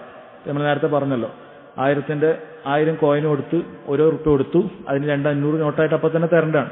നാളെ തരൂ എന്ന് പറഞ്ഞാൽ നമ്മൾ പറയും അതിൽ റിബൻ നസീഅ ഉണ്ട്. റിബൻ നസീഅ അതിലുണ്ട്. അല്ലെങ്കിൽ ഞാൻ 1,00,000 രൂപ കൊടുത്തു, അതിനുള്ള സ്വർണം നാളെയാണ് ഞാൻ വാങ്ങിക്കുന്നത്, അല്ലെങ്കിൽ സ്വർണം എന്ന് വാങ്ങി അടുത്ത ആഴ്ചയാണ് ഞാൻ പൈസ തരുന്നത്, അതിൽ റിബൻ നസീഅ ഉണ്ട്. കാരണം അത് അതേ മജ്‌ലിസിൽ നടക്കേണ്ട കച്ചവടമായിരുന്നു. ആ കാലതാമസത്തിനുണ്ടാകുന്ന പലിശക്കാണ് റിബൻ നസീഅ എന്ന് പറയുന്നത്. റിബൽ ഫദ്ൽ എന്ന് പറയുന്നത് നമ്മൾ ഇതേ പറഞ്ഞ 500ന്റെ ചില്ലറ കൊടുത്തു കഴിഞ്ഞാൽ നമുക്ക് തിരിച്ച് നോട്ട് കിട്ടുന്നത് 450 ആയിട്ടോ, അല്ലെങ്കിൽ നമ്മൾ 495 കോയിൻ കൊടുത്തു കഴിഞ്ഞാൽ നമുക്ക് 500 തരുന്നു, അങ്ങനെ എന്തെങ്കിലുമൊക്കെ ആണെന്ന് വിചാരിക്കുക. അവിടെ റിബൽ ഫദ്ലാണ്. അതായത് ഒരേ ഇനം ഒരേപോലെ കിട്ടേണ്ടതിന് പകരം കൂടുതലോ കുറവായിട്ട് കിട്ടിയാൽ അതിനെയാണ് റിബൽ ഫദ്ൽ. അത്തഫാദുലു ഫീമാ യുശ്തറതു ഫീഹി തമാസുൽ, ഒരേപോലെ ആകിരിക്കാൻ കച്ചവടത്തിൽ നിബന്ധനയായിട്ടുള്ള കാര്യത്തിൽ മാറ്റം വന്നു കഴിഞ്ഞാൽ അതിനാണ് റിബൽ ഫദ്ൽ എന്ന് പറയുന്നത്. ഏറ്റക്കുറച്ചിലുണ്ടാകുന്ന റിബ പലിശ എന്ന് പറയുന്നത് അതാണ്. അത് എവിടെയാണ് വരുന്നത്? നമ്മൾ സ്വർണം അഡ്വാൻസ് ബുക്കൊക്കെ ചെയ്യുന്ന സമയത്ത് അതാണ്. അഡ്വാൻസ് ബുക്കിംഗ് അല്ല, നമ്മൾ പഴയ സ്വർണം പുതിയ സ്വർണവും തമ്മിൽ കൈമാറ്റം ചെയ്യുമ്പോൾ വരുന്നത് ഈ റിബൽ ഫദ്ലാണ്. കാരണം ഒരേപോലെ ആകുക എന്നതായിരുന്നു അവിടെ നിബന്ധന. പക്ഷേ നമ്മൾ പഴയ സ്വർണം നമ്മൾ 10 രൂപ കൊടുത്തിട്ട് പുതിയത് നമുക്ക് 9.5 കിട്ടുന്നുള്ളൂ, അല്ലെങ്കിൽ 9.25 കിട്ടുന്നുള്ളൂ, അത് റിബൽ ഫദ്ലാണ്. ഇനി പഴയ സ്വർണം എന്ന് കൊടുത്തിട്ട് പുതിയ സ്വർണം നാളെയാണ് കിട്ടുന്നത്, അത് 9.5 പവനാണ്. ഇന്ന് 10 പവൻ കൊടുത്തു ചില്ലറയിൽ, നാളെ നിങ്ങൾക്ക് 9.5 പവൻ പുതിയത് കിട്ടും എന്ന് പറഞ്ഞാൽ അവിടെ 2 പലിശയും വന്നു. കാലതാമസത്തിനുള്ള പലിശ വന്നു, റിബൻ നസീഅ. കാരണം അതേ മജ്‌ലിസിൽ നടക്കേണ്ട കച്ചവടമായിരുന്നു. 2 ക്വാണ്ടിറ്റിയിൽ വ്യത്യാസം വന്നു, അതുകൊണ്ട് റിബൽ ഫദ്ലും വന്നു. ഈ 2 കാര്യങ്ങളും സഹോദരങ്ങളെ അവിടെ വരികയാണ്. ഇത്തരം കാര്യങ്ങളൊക്കെ നമ്മൾ കച്ചവടത്തിൽ നമ്മൾ വിചാരിക്കുന്നത് നമുക്ക് സാധാരണക്കാരന് ആവശ്യമില്ല എന്ന് വിചാരിക്കും. അങ്ങനെ വിചാരിച്ചത് കൊണ്ടാണ് പല സാധാരണക്കാരും ഇത്തരം പലിശയിൽ പോയി ചെന്ന് ചാടുന്നത്. അതുകൊണ്ട് മനസ്സിലായിട്ടില്ലെങ്കിൽ അത് ആവർത്തിച്ച് പഠിക്കുക തന്നെ വേണം, അല്ലെങ്കിൽ ആവർത്തിച്ച് കേട്ട് മനസ്സിലാക്കണം. ഇത് മനസ്സിലാക്കാത്തത് കൊണ്ടാണ് പലരും ഇത്തരം പലിശയിൽ പെടുന്നത്. ഭൂരിഭാഗം ആളുകളും നമ്മൾ ചിന്തിച്ച് നോക്കിയാൽ മതി, മുസ്ലിമീങ്ങളായ ഭൂരിഭാഗം ആളുകളും ഇതിനെക്കുറിച്ച് അജ്ഞരാണ്. സ്വർണത്തിൽ ഇങ്ങനെ പൈസ അടച്ച് പിന്നീട് സ്വർണം വാങ്ങുന്ന രീതി അവർ സ്വീകരിക്കാറുണ്ട്. അല്ലെങ്കിൽ പഴയതും പുതിയതും ഒക്കെ സ്വർണം മാറ്റുന്ന സമയത്ത് ഈ രൂപത്തിൽ അബദ്ധങ്ങൾ അവർക്ക് പറ്റാറുണ്ട്. ഇനി ഇവിടെ നമ്മൾ പറഞ്ഞു സ്വർണത്തിന്റെ തമാസുൽ ഒരേപോലെ ആകണം എന്ന് പറയുമ്പോൾ അവിടെ നമ്മൾ പ്രത്യേകം ക്യാരറ്റ് ശ്രദ്ധിക്കണം. കാരണം ഈ ക്യാരറ്റ് അനുസരിച്ചിട്ടാണ്. അപ്പോൾ ഉദാഹരണത്തിന് 10 പവൻ ഞാൻ 24 ക്യാരറ്റ് സ്വർണം കൊടുത്തിട്ട് 10 പവൻ 22 ക്യാരറ്റ് വാങ്ങിയാൽ അവിടെ തമാസുലാവൂല. കാരണം ഗ്രാം അവിടെ സെയിം ആയ പോരാ, സ്വർണത്തിന്റെ ഗ്രാം സെയിം ആയിരിക്കണം, അല്ലെ? ഇപ്പോൾ ഒരാൾക്ക് 18 ക്യാരറ്റിന്റെ ഒരു ആഭരണമുണ്ട്, അത് 10 പവനുണ്ട്. ഒരാൾക്ക് 22 ക്യാരറ്റിന്റെ ആഭരണമുണ്ട്, അതും 10 പവനുണ്ട്. അപ്പൊ ഇത് രണ്ടും തമ്മിൽ കൈമാറിയാൽ അതിൽ തമാസുൽ സംഭവിക്കുകയില്ല, ഒരേപോലെ ആവുന്നില്ല. ഗ്രാം സ്വർണത്തിന്റെ ഗ്രാമിൽ ഒരേപോലെ ആകണം. കാരണം അതിന്റെ പെർസെൻറ്റേജ് എടുത്തു നോക്കിയാൽ ആ 10 പവനിൽ 80 ഗ്രാമിൽ 18 ക്യാരറ്റ് ഉള്ളതിൽ ഇത്രേ സ്വർണ്ണം ഉണ്ടാവുള്ളൂ, 80 ഗ്രാം സ്വർണ്ണമല്ല. എന്നാൽ 22 ക്യാരറ്റ് ഉള്ളതിൽ അതിൽ കുറച്ചും കൂടി അധികം സ്വർണ്ണം ഉണ്ടാവും. ഉദാഹരണത്തിന് ഒന്നിൽ 75 ഗ്രാം ആണെങ്കിൽ മറ്റേതിൽ ചിലപ്പോൾ 77 ഗ്രാം ഉണ്ടാവും, 78 ഗ്രാം ഉണ്ടാവും. അപ്പം അത് തമ്മിൽ സെയിം ആക്കാൻ ശ്രദ്ധിക്കണം. അതുകൂടി ഇവിടെ ശ്രദ്ധിക്കേണ്ട കാര്യമാണ്. പിന്നീടുള്ളത് സഹോദരങ്ങളെ അഖ്സാമുൽ ഖിയാർ. അഖ്സാമു അൽ ഖിയാർ. ഖിയാർ എന്ന് പറയുന്നത് നമ്മളൊരു കാര്യം വാങ്ങിക്കഴിഞ്ഞാൽ നമുക്കത് തിരിച്ച് ആ കച്ചവടം വേണ്ടതില്ല എന്ന് പുനരാലോചിച്ച് കച്ചവടം ഒഴിവാക്കാനുള്ള അവസരത്തിനാണ് ഖിയാർ എന്ന് പറയുന്നത്.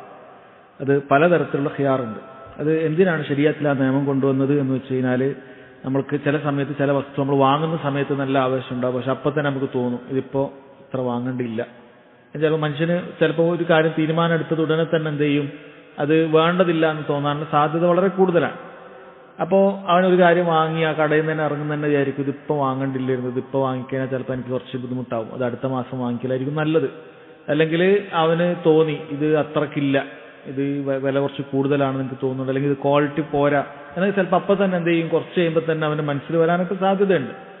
അപ്പം ആ ശറഇൽ എന്തുണ്ട്, അത്തരത്തിലുള്ള ആളുകൾക്ക് ഖിയാറുൽ മജ്ലിസ് ഉണ്ട്. ഖിയാറുൽ മജ്ലിസ് എന്താണെന്ന് വെച്ച് കഴിഞ്ഞാൽ സഹോദരങ്ങളെ, നമ്മളൊരു കച്ചവടം നടത്തി. ഉദാഹരണത്തിന് ഞാനൊരു കടയിൽ പോയി 1 കിലോ ആപ്പിൾ വാങ്ങി. അയാൾ ആപ്പിൾ എടുത്ത് വന്നു, അവിടെ നിന്നു, അവിടെ പൈസയും ഞാൻ കൊടുത്തു. അവിടെ പിരിഞ്ഞിട്ടില്ല. ഉടനെ തന്നെ ഞാൻ വിചാരിച്ചു ഈ ആപ്പിൾ അത്ര പോരാ. ഞാൻ വീണ്ടും അവിടെ നോക്കിയപ്പോൾ തോന്നി ഇത് അത്ര പോരാ എന്ന് എനിക്ക് തോന്നി. ഞാൻ പറഞ്ഞു വേണ്ട, എനിക്ക് ആവശ്യമില്ല, ഞാൻ ഒഴിവാക്കാണ് എന്ന് പറഞ്ഞാൽ ഇസ്ലാമികപരമായി അയാളുടെ ഹക്കാണ് നമ്മൾ കൊടുത്ത പൈസ തിരിച്ചു തരലും ആപ്പിൾ വാങ്ങി അവിടെ വെക്കലും. അതിനാണ് ഖിയാറുൽ മജ്ലിസ് എന്ന് പറയുന്നത്. ഖിയാറുൽ മജ്ലിസ് ഇത് കച്ചവടത്തിന്റെ കാര്യത്തിൽ മാത്രമല്ല, കച്ചവടത്തിന്റെ കാര്യത്തിന് പുറമെ വാടക കെട്ടിടത്തിനൊക്കെ ഉണ്ട്. നമ്മളൊരു വാടക കെട്ടിടമൊക്കെ കണ്ട് ഒക്കെ തീരുമാനിച്ചു, ഇതിന് ഇത്ര അഡ്വാൻസോ ഒക്കെ, ഇതിന് ഇത്ര രൂപ എന്നൊക്കെ നമ്മൾ തീരുമാനിച്ചു, നമ്മൾ അതിൻ്റെ അകത്താണുള്ളത്. പക്ഷേ ആ വീട്ടിൽ നിന്ന് പുറത്തിറങ്ങുന്നതിന് മുമ്പ് നമുക്ക് തോന്നി ഈ വീട് വേണ്ട, വേറെ വീട് നോക്കാം. മുമ്പിലെത്തിയപ്പോൾ വേറെ എന്തെങ്കിലുമൊക്കെ കണ്ടപ്പോൾ നമുക്ക് തോന്നി ഇതത്ര ശരിയാവില്ല. നമ്മളാണെങ്കിൽ പൈസയൊക്കെ അഡ്വാൻസൊക്കെ അയച്ചു കൊടുത്തിട്ടുണ്ട്, നമ്മൾ വാടക ഉറപ്പിച്ച് റെഡിയാക്കിയതാണ്, നാളെ മുതൽ താമസിക്കാന്നൊക്കെ ചിലപ്പോൾ പറഞ്ഞുണ്ടാവും. പക്ഷേ നമ്മൾ അവിടെ നിന്ന് പിരിയുന്നതിന് മുമ്പ്, ആ മജ്ലിസ് പിരിയുന്നതിന് മുമ്പ് നമുക്ക് എന്തിന് അനുവാദമുണ്ട്, വേണ്ട ഞാനിത് കച്ചവടാക്കുന്നില്ല. എന്താ കാരണം? ഒരു കാരണം നമ്മൾ ബോധിപ്പിക്കേണ്ട യാതൊരു ആവശ്യവും നമുക്കില്ല. നമുക്ക് എന്ത് ചെയ്യാവുന്നതാണ്, നമുക്ക് ഹക്കുണ്ട്, നമുക്ക് ആ കാര്യം വേണ്ട എന്ന് പറയാൻ ദീനിൽ ഹക്കുണ്ട്. ആ കാര്യം അയാൾക്കൊരിക്കലും, ഇനിയിപ്പോൾ നമ്മളാണ് കച്ചവടക്കാരെങ്കിലും നമ്മളൊരിക്കലും എന്ത് ചെയ്യാൻ പാടില്ല, തരൂല എന്ന് പറയാൻ പാടില്ല. എപ്പോഴല്ലാതെ ഹദീസിൽ വരുന്നുണ്ട്, നമ്മൾ ആദ്യമേ പറഞ്ഞിരിക്കണം ഇതിന് ഖിയാറുൽ മജ്ലിസ് ഇല്ല എന്ന് പറഞ്ഞ് രണ്ടുപേരും തൃപ്തിയോടുകൂടിയാണ് കച്ചവടത്തിലേക്ക് പോയത്. ഇതിന് എടുത്താൽ പിന്നെ തിരിച്ചെടുക്കൂല കേട്ടോ എന്നുള്ളത് ആദ്യമേ പറഞ്ഞൊരു വസ്തുവാണെങ്കിൽ ഈ രണ്ടുപേരും ഒക്കെ ഇല്ല, ഇനി എടുത്താൽ തിരിച്ചെടുക്കുന്നത്, അങ്ങനെ മറ്റേയാളും ഒക്കെ ആണെങ്കിലല്ലേ അയാൾ കച്ചവടത്തിന് നിൽക്കുള്ളൂ അല്ലേ. ആദ്യമേ അയാൾ പറഞ്ഞിട്ടുണ്ട്, ഉദാഹരണം നേരത്തെ ആപ്പിൾ ആണെങ്കിൽ പറയും ആപ്പിൾ എടുത്തുക്കുന്ന ശരി, വിറ്റതാണ്, പിന്നെ തിരിച്ചെടുക്കൂല എന്ന് പറഞ്ഞാൽ അയാൾക്ക് നോക്കാൻ അവസരമുണ്ട്, അയാൾ നല്ലോണം നോക്കിയൊക്കെ എടുത്തു. പിന്നെ അങ്ങനെ പറഞ്ഞിട്ടുണ്ടെങ്കിൽ അയാൾക്ക് എന്ത് ചെയ്യാൻ പറ്റൂല, ഖിയാറുൽ മജ്ലിസ് കിട്ടൂല. അതല്ലെങ്കിൽ അഫ്സൽ എന്താണ്, ഖിയാറുൽ മജ്ലിസ് ഉണ്ട്, അയാൾക്ക് എന്ത് ചെയ്യാം, ഇത് കൊടുക്കാം. പക്ഷെ അത് ആ മജ്ലിസിലായിരിക്കണം. പോയി വീട്ടിലെത്തിയിട്ട് തിരിച്ചു വന്നിട്ട് ഇനി വേണ്ട എന്ന് പറഞ്ഞാലില്ല, എന്ന് പറഞ്ഞാൽ അയാൾക്ക് ഹക്കില്ല. മറ്റേയാൾക്ക് വേണമെങ്കിൽ എന്ത് ചെയ്യാം, വോട്ട് 100 രൂപ കൊടുത്ത് ആപ്പിൾ വാങ്ങിയൊക്കെ വെക്കാം, അതയാൾ വേറെ കാര്യമാണ്. പക്ഷെ ദീനിപരമായ ഹക്ക് ഇല്ല, അയാൾക്ക് എന്ത് ചെയ്യേണ്ട ആവശ്യമില്ല, ആപ്പിൾ തിരിച്ചു വാങ്ങിയിട്ട് പൈസ കൊടുക്കേണ്ട ആവശ്യം ദീനിപരമായ ഹക്കില്ല. കാരണം ഇതിൽ വീട്ടിലെത്തി, മജ്ലിസൊക്കെ പിരിഞ്ഞു, അതാണ് മനസ്സിലാക്കേണ്ടത്. അയാൾക്ക് വേറെ എന്ത് ചെയ്യാം, പിന്നെയും കച്ചവടത്തിന് വരണ്ടല്ലേ, പിന്നെയും സാധനം വാങ്ങി വരണ്ടേ എന്നൊക്കെ വിചാരിച്ചിട്ട് അയാൾ എന്ത് ചെയ്യും, ചിലപ്പോൾ വേണമെങ്കിൽ അയാൾക്ക് വാങ്ങാവുന്നതാണ്, തെറ്റില്ല, നല്ലതാണ്. പക്ഷെ ദീനിപരമായ ഹക്ക് അയാളെ മജ്ലിസ് പിരിയുന്നത് വരെയാണെന്നാണ്. അതുമായി ബന്ധപ്പെട്ട ഹദീസുകളാണ് ആദ്യം വരുന്നത്. ഇൻഷാ അല്ലാഹ് അവിടെ നമ്മളൊന്നുകൂടി അവിടെ വിശദീകരിച്ച് പറയാം. രണ്ടാമത്തത് ഖിയാറു ഷർത്ത് എന്ന് പറയും. പല ടൈപ്പ് ഖിയാറുണ്ട്. ഖിയാറു ഷർത്ത് എന്ന് പറയും. അത് നമ്മൾ വാങ്ങുമ്പോൾ തന്നെ എന്ത് ചെയ്യും, നമ്മൾ പ്രൊഡക്റ്റിന്റെ മേലുണ്ടാവും ഒരു 5 day റിട്ടേൺ പോളിസി എന്ന് പറഞ്ഞിട്ടുണ്ടാവും. അതാണ് ഖിയാറു ഷർത്ത്.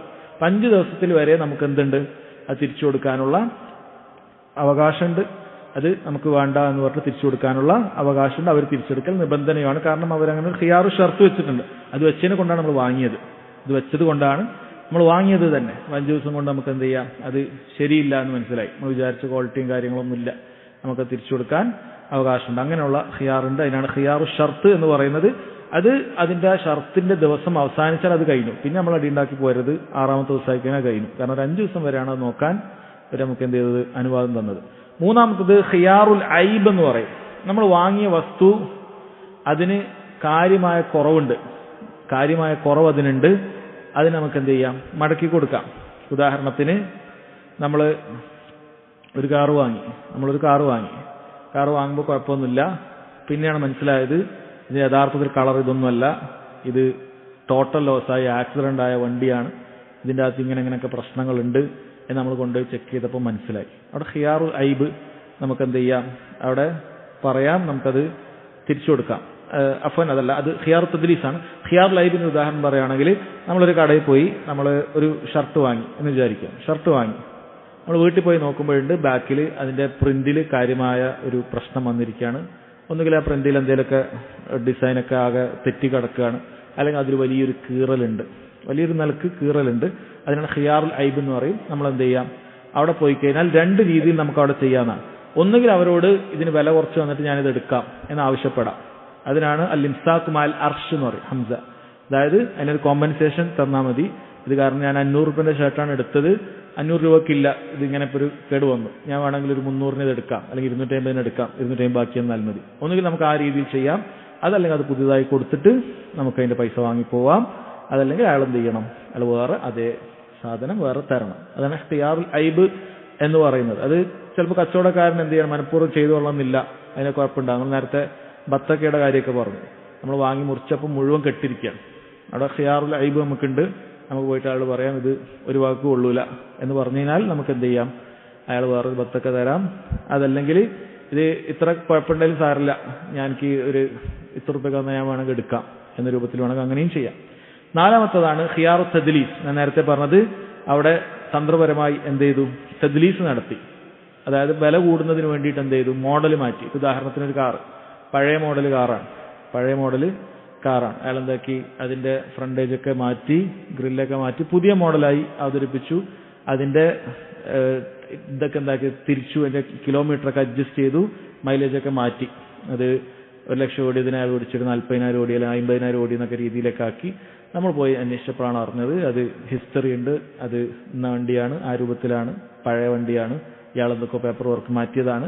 എങ്കിൽ സഹോദരങ്ങളെ നമുക്ക് എന്തുണ്ട്, അത് തിരിച്ച് കച്ചവടം ഒഴിവാക്കാനുള്ള അനുവാദമുണ്ട്. അവിടെ പോയി അയാളുടെ ബാധ്യതയാണ് കാറ് തിരിച്ചെടുത്തിട്ട് നമ്മളെ പൈസ തരിക എന്ന് പറയുന്നത്. അതാണ് ഖിയാറു തദ്ലീസ് എന്ന് പറയുന്നത്. ഇതൊക്കെ എവിടെ നടക്കും, ഇസ്ലാമിക കോടതിൻ്റെ ഒക്കെ നടക്കും. നമ്മുടെ നാട്ടിൽ നടക്കുമോ ഇല്ല എന്നുള്ളത് നമുക്കറിയില്ല, അല്ലേ? ദീനപരമായ നിയമങ്ങളാണ് നമ്മൾ പറയുന്നത്. അടുത്തത് പറയും ഖിയാറുൽ ഗബ്ൻ എന്ന് പറയും. ഖിയാറുൽ ഗബ്ൻ എന്ന് പറഞ്ഞു കഴിഞ്ഞാൽ നമ്മുടെ നാട്ടിലില്ലാത്തൊരു വിലയൊക്കെ ചിലപ്പോൾ ഒരു പുറത്തുനിന്ന് വന്ന ഒരാളാണ്. ഉദാഹരണത്തിന് അയാൾ ഈ നാട്ടിലല്ല, അപ്പോൾ ഈ നാട്ടിലൊരു വസ്തു സാധാരണ 50 രൂപയ്ക്ക് വെക്കുന്ന വസ്തുവാണ്. അപ്പോൾ ഇയാൾ ഒരു വിദേശിയാണ് എന്ന് കണ്ടു. ഉദാഹരണത്തിന് ഒരു ഫോറിനറോട് വന്നു വിചാരിക്കുക, അയാളെ പറ്റിച്ചിട്ട് 50 രൂപ സാധനത്തിന് 500 രൂപ എന്ന് പറഞ്ഞിട്ട് കച്ചവടാക്കി. നാട്ടിലില്ലാത്തൊരു വില, ഒരു പൂജ അത് കിട്ടും, പക്ഷേ വലിയ വിലക്ക് അങ്ങ് ഇട്ടു. വേറൊരാൾ പറഞ്ഞത് 500 രൂപേൻ്റെ സാധനമുള്ളൂ എന്ന് പറഞ്ഞു കഴിഞ്ഞാൽ നമുക്ക് എന്ത് ചെയ്യാം, അതവിടെ ഈ പറയുന്ന പോലെ മജ്ലിസ് കഴിഞ്ഞാലും ശരി, തിരിച്ചു വീട്ടിലെത്തിയാലും ശരി, ഈ രൂപത്തിൽ വഞ്ചിക്കപ്പെട്ടിട്ടുണ്ടെങ്കിൽ എന്ത് ചെയ്യാം, അവിടെ പോയി നമുക്ക് തിരിച്ചു തരാനുള്ള അവകാശം സഹോദരങ്ങളെ ഉണ്ട്. അപ്പോൾ ഇത്തരത്തിലുള്ള ഖിയാറുകളുണ്ട്. അതുപോലെ വേറൊന്നുണ്ട്, ഖിയാറുൽ ഇഖ്തിലാഫിൽ മബീഅൻ. അതായത് ഒരു വസ്തു നമ്മൾ ആദ്യം കണ്ടുവച്ചു, ഒരു കാറ് ഒരു നമ്മൾ കണ്ടുവച്ചു. അപ്പോൾ നമ്മൾ നോക്കുമ്പോൾ 1,00,000 ഓടിയിട്ടുണ്ട്, കച്ചവടക്കാക്കി, ഞാൻ അടുത്ത ആഴ്ച വന്നിട്ട് എടുക്കാമെന്ന് പറഞ്ഞു. അടുത്ത ആഴ്ച വന്ന് നോക്കുമ്പോൾ അത് 1,10,000 ആയിട്ട്.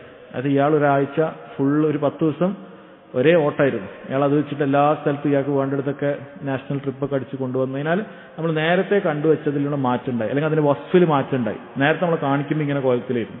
പിന്നെ നമ്മൾ കച്ചവടം ആയി കണ്ടപ്പോൾ തിരിച്ച് നമ്മൾ എടുക്കാൻ പോയപ്പോൾ അതിന്റെ രൂപമൊക്കെ മാറി. നമ്മൾ കാണിച്ച രൂപം എന്നല്ല, നമ്മൾ പറഞ്ഞാൽ ഇത് ഇങ്ങനെ ആയിരുന്നല്ലോ, അല്ല അത് അങ്ങനെയല്ല എന്ന് പറഞ്ഞാൽ നമുക്ക് എന്ത് ചെയ്യാം, അവിടെ കച്ചവടം ഫസ്ഖ് ചെയ്യാൻ, അവിടെ ഒഴിവാക്കാൻ അവകാശമുണ്ട് എന്നുള്ളതാണ്. ഇതൊക്കെ സഹോദരങ്ങളെ ഖിയാറുകളാണ്.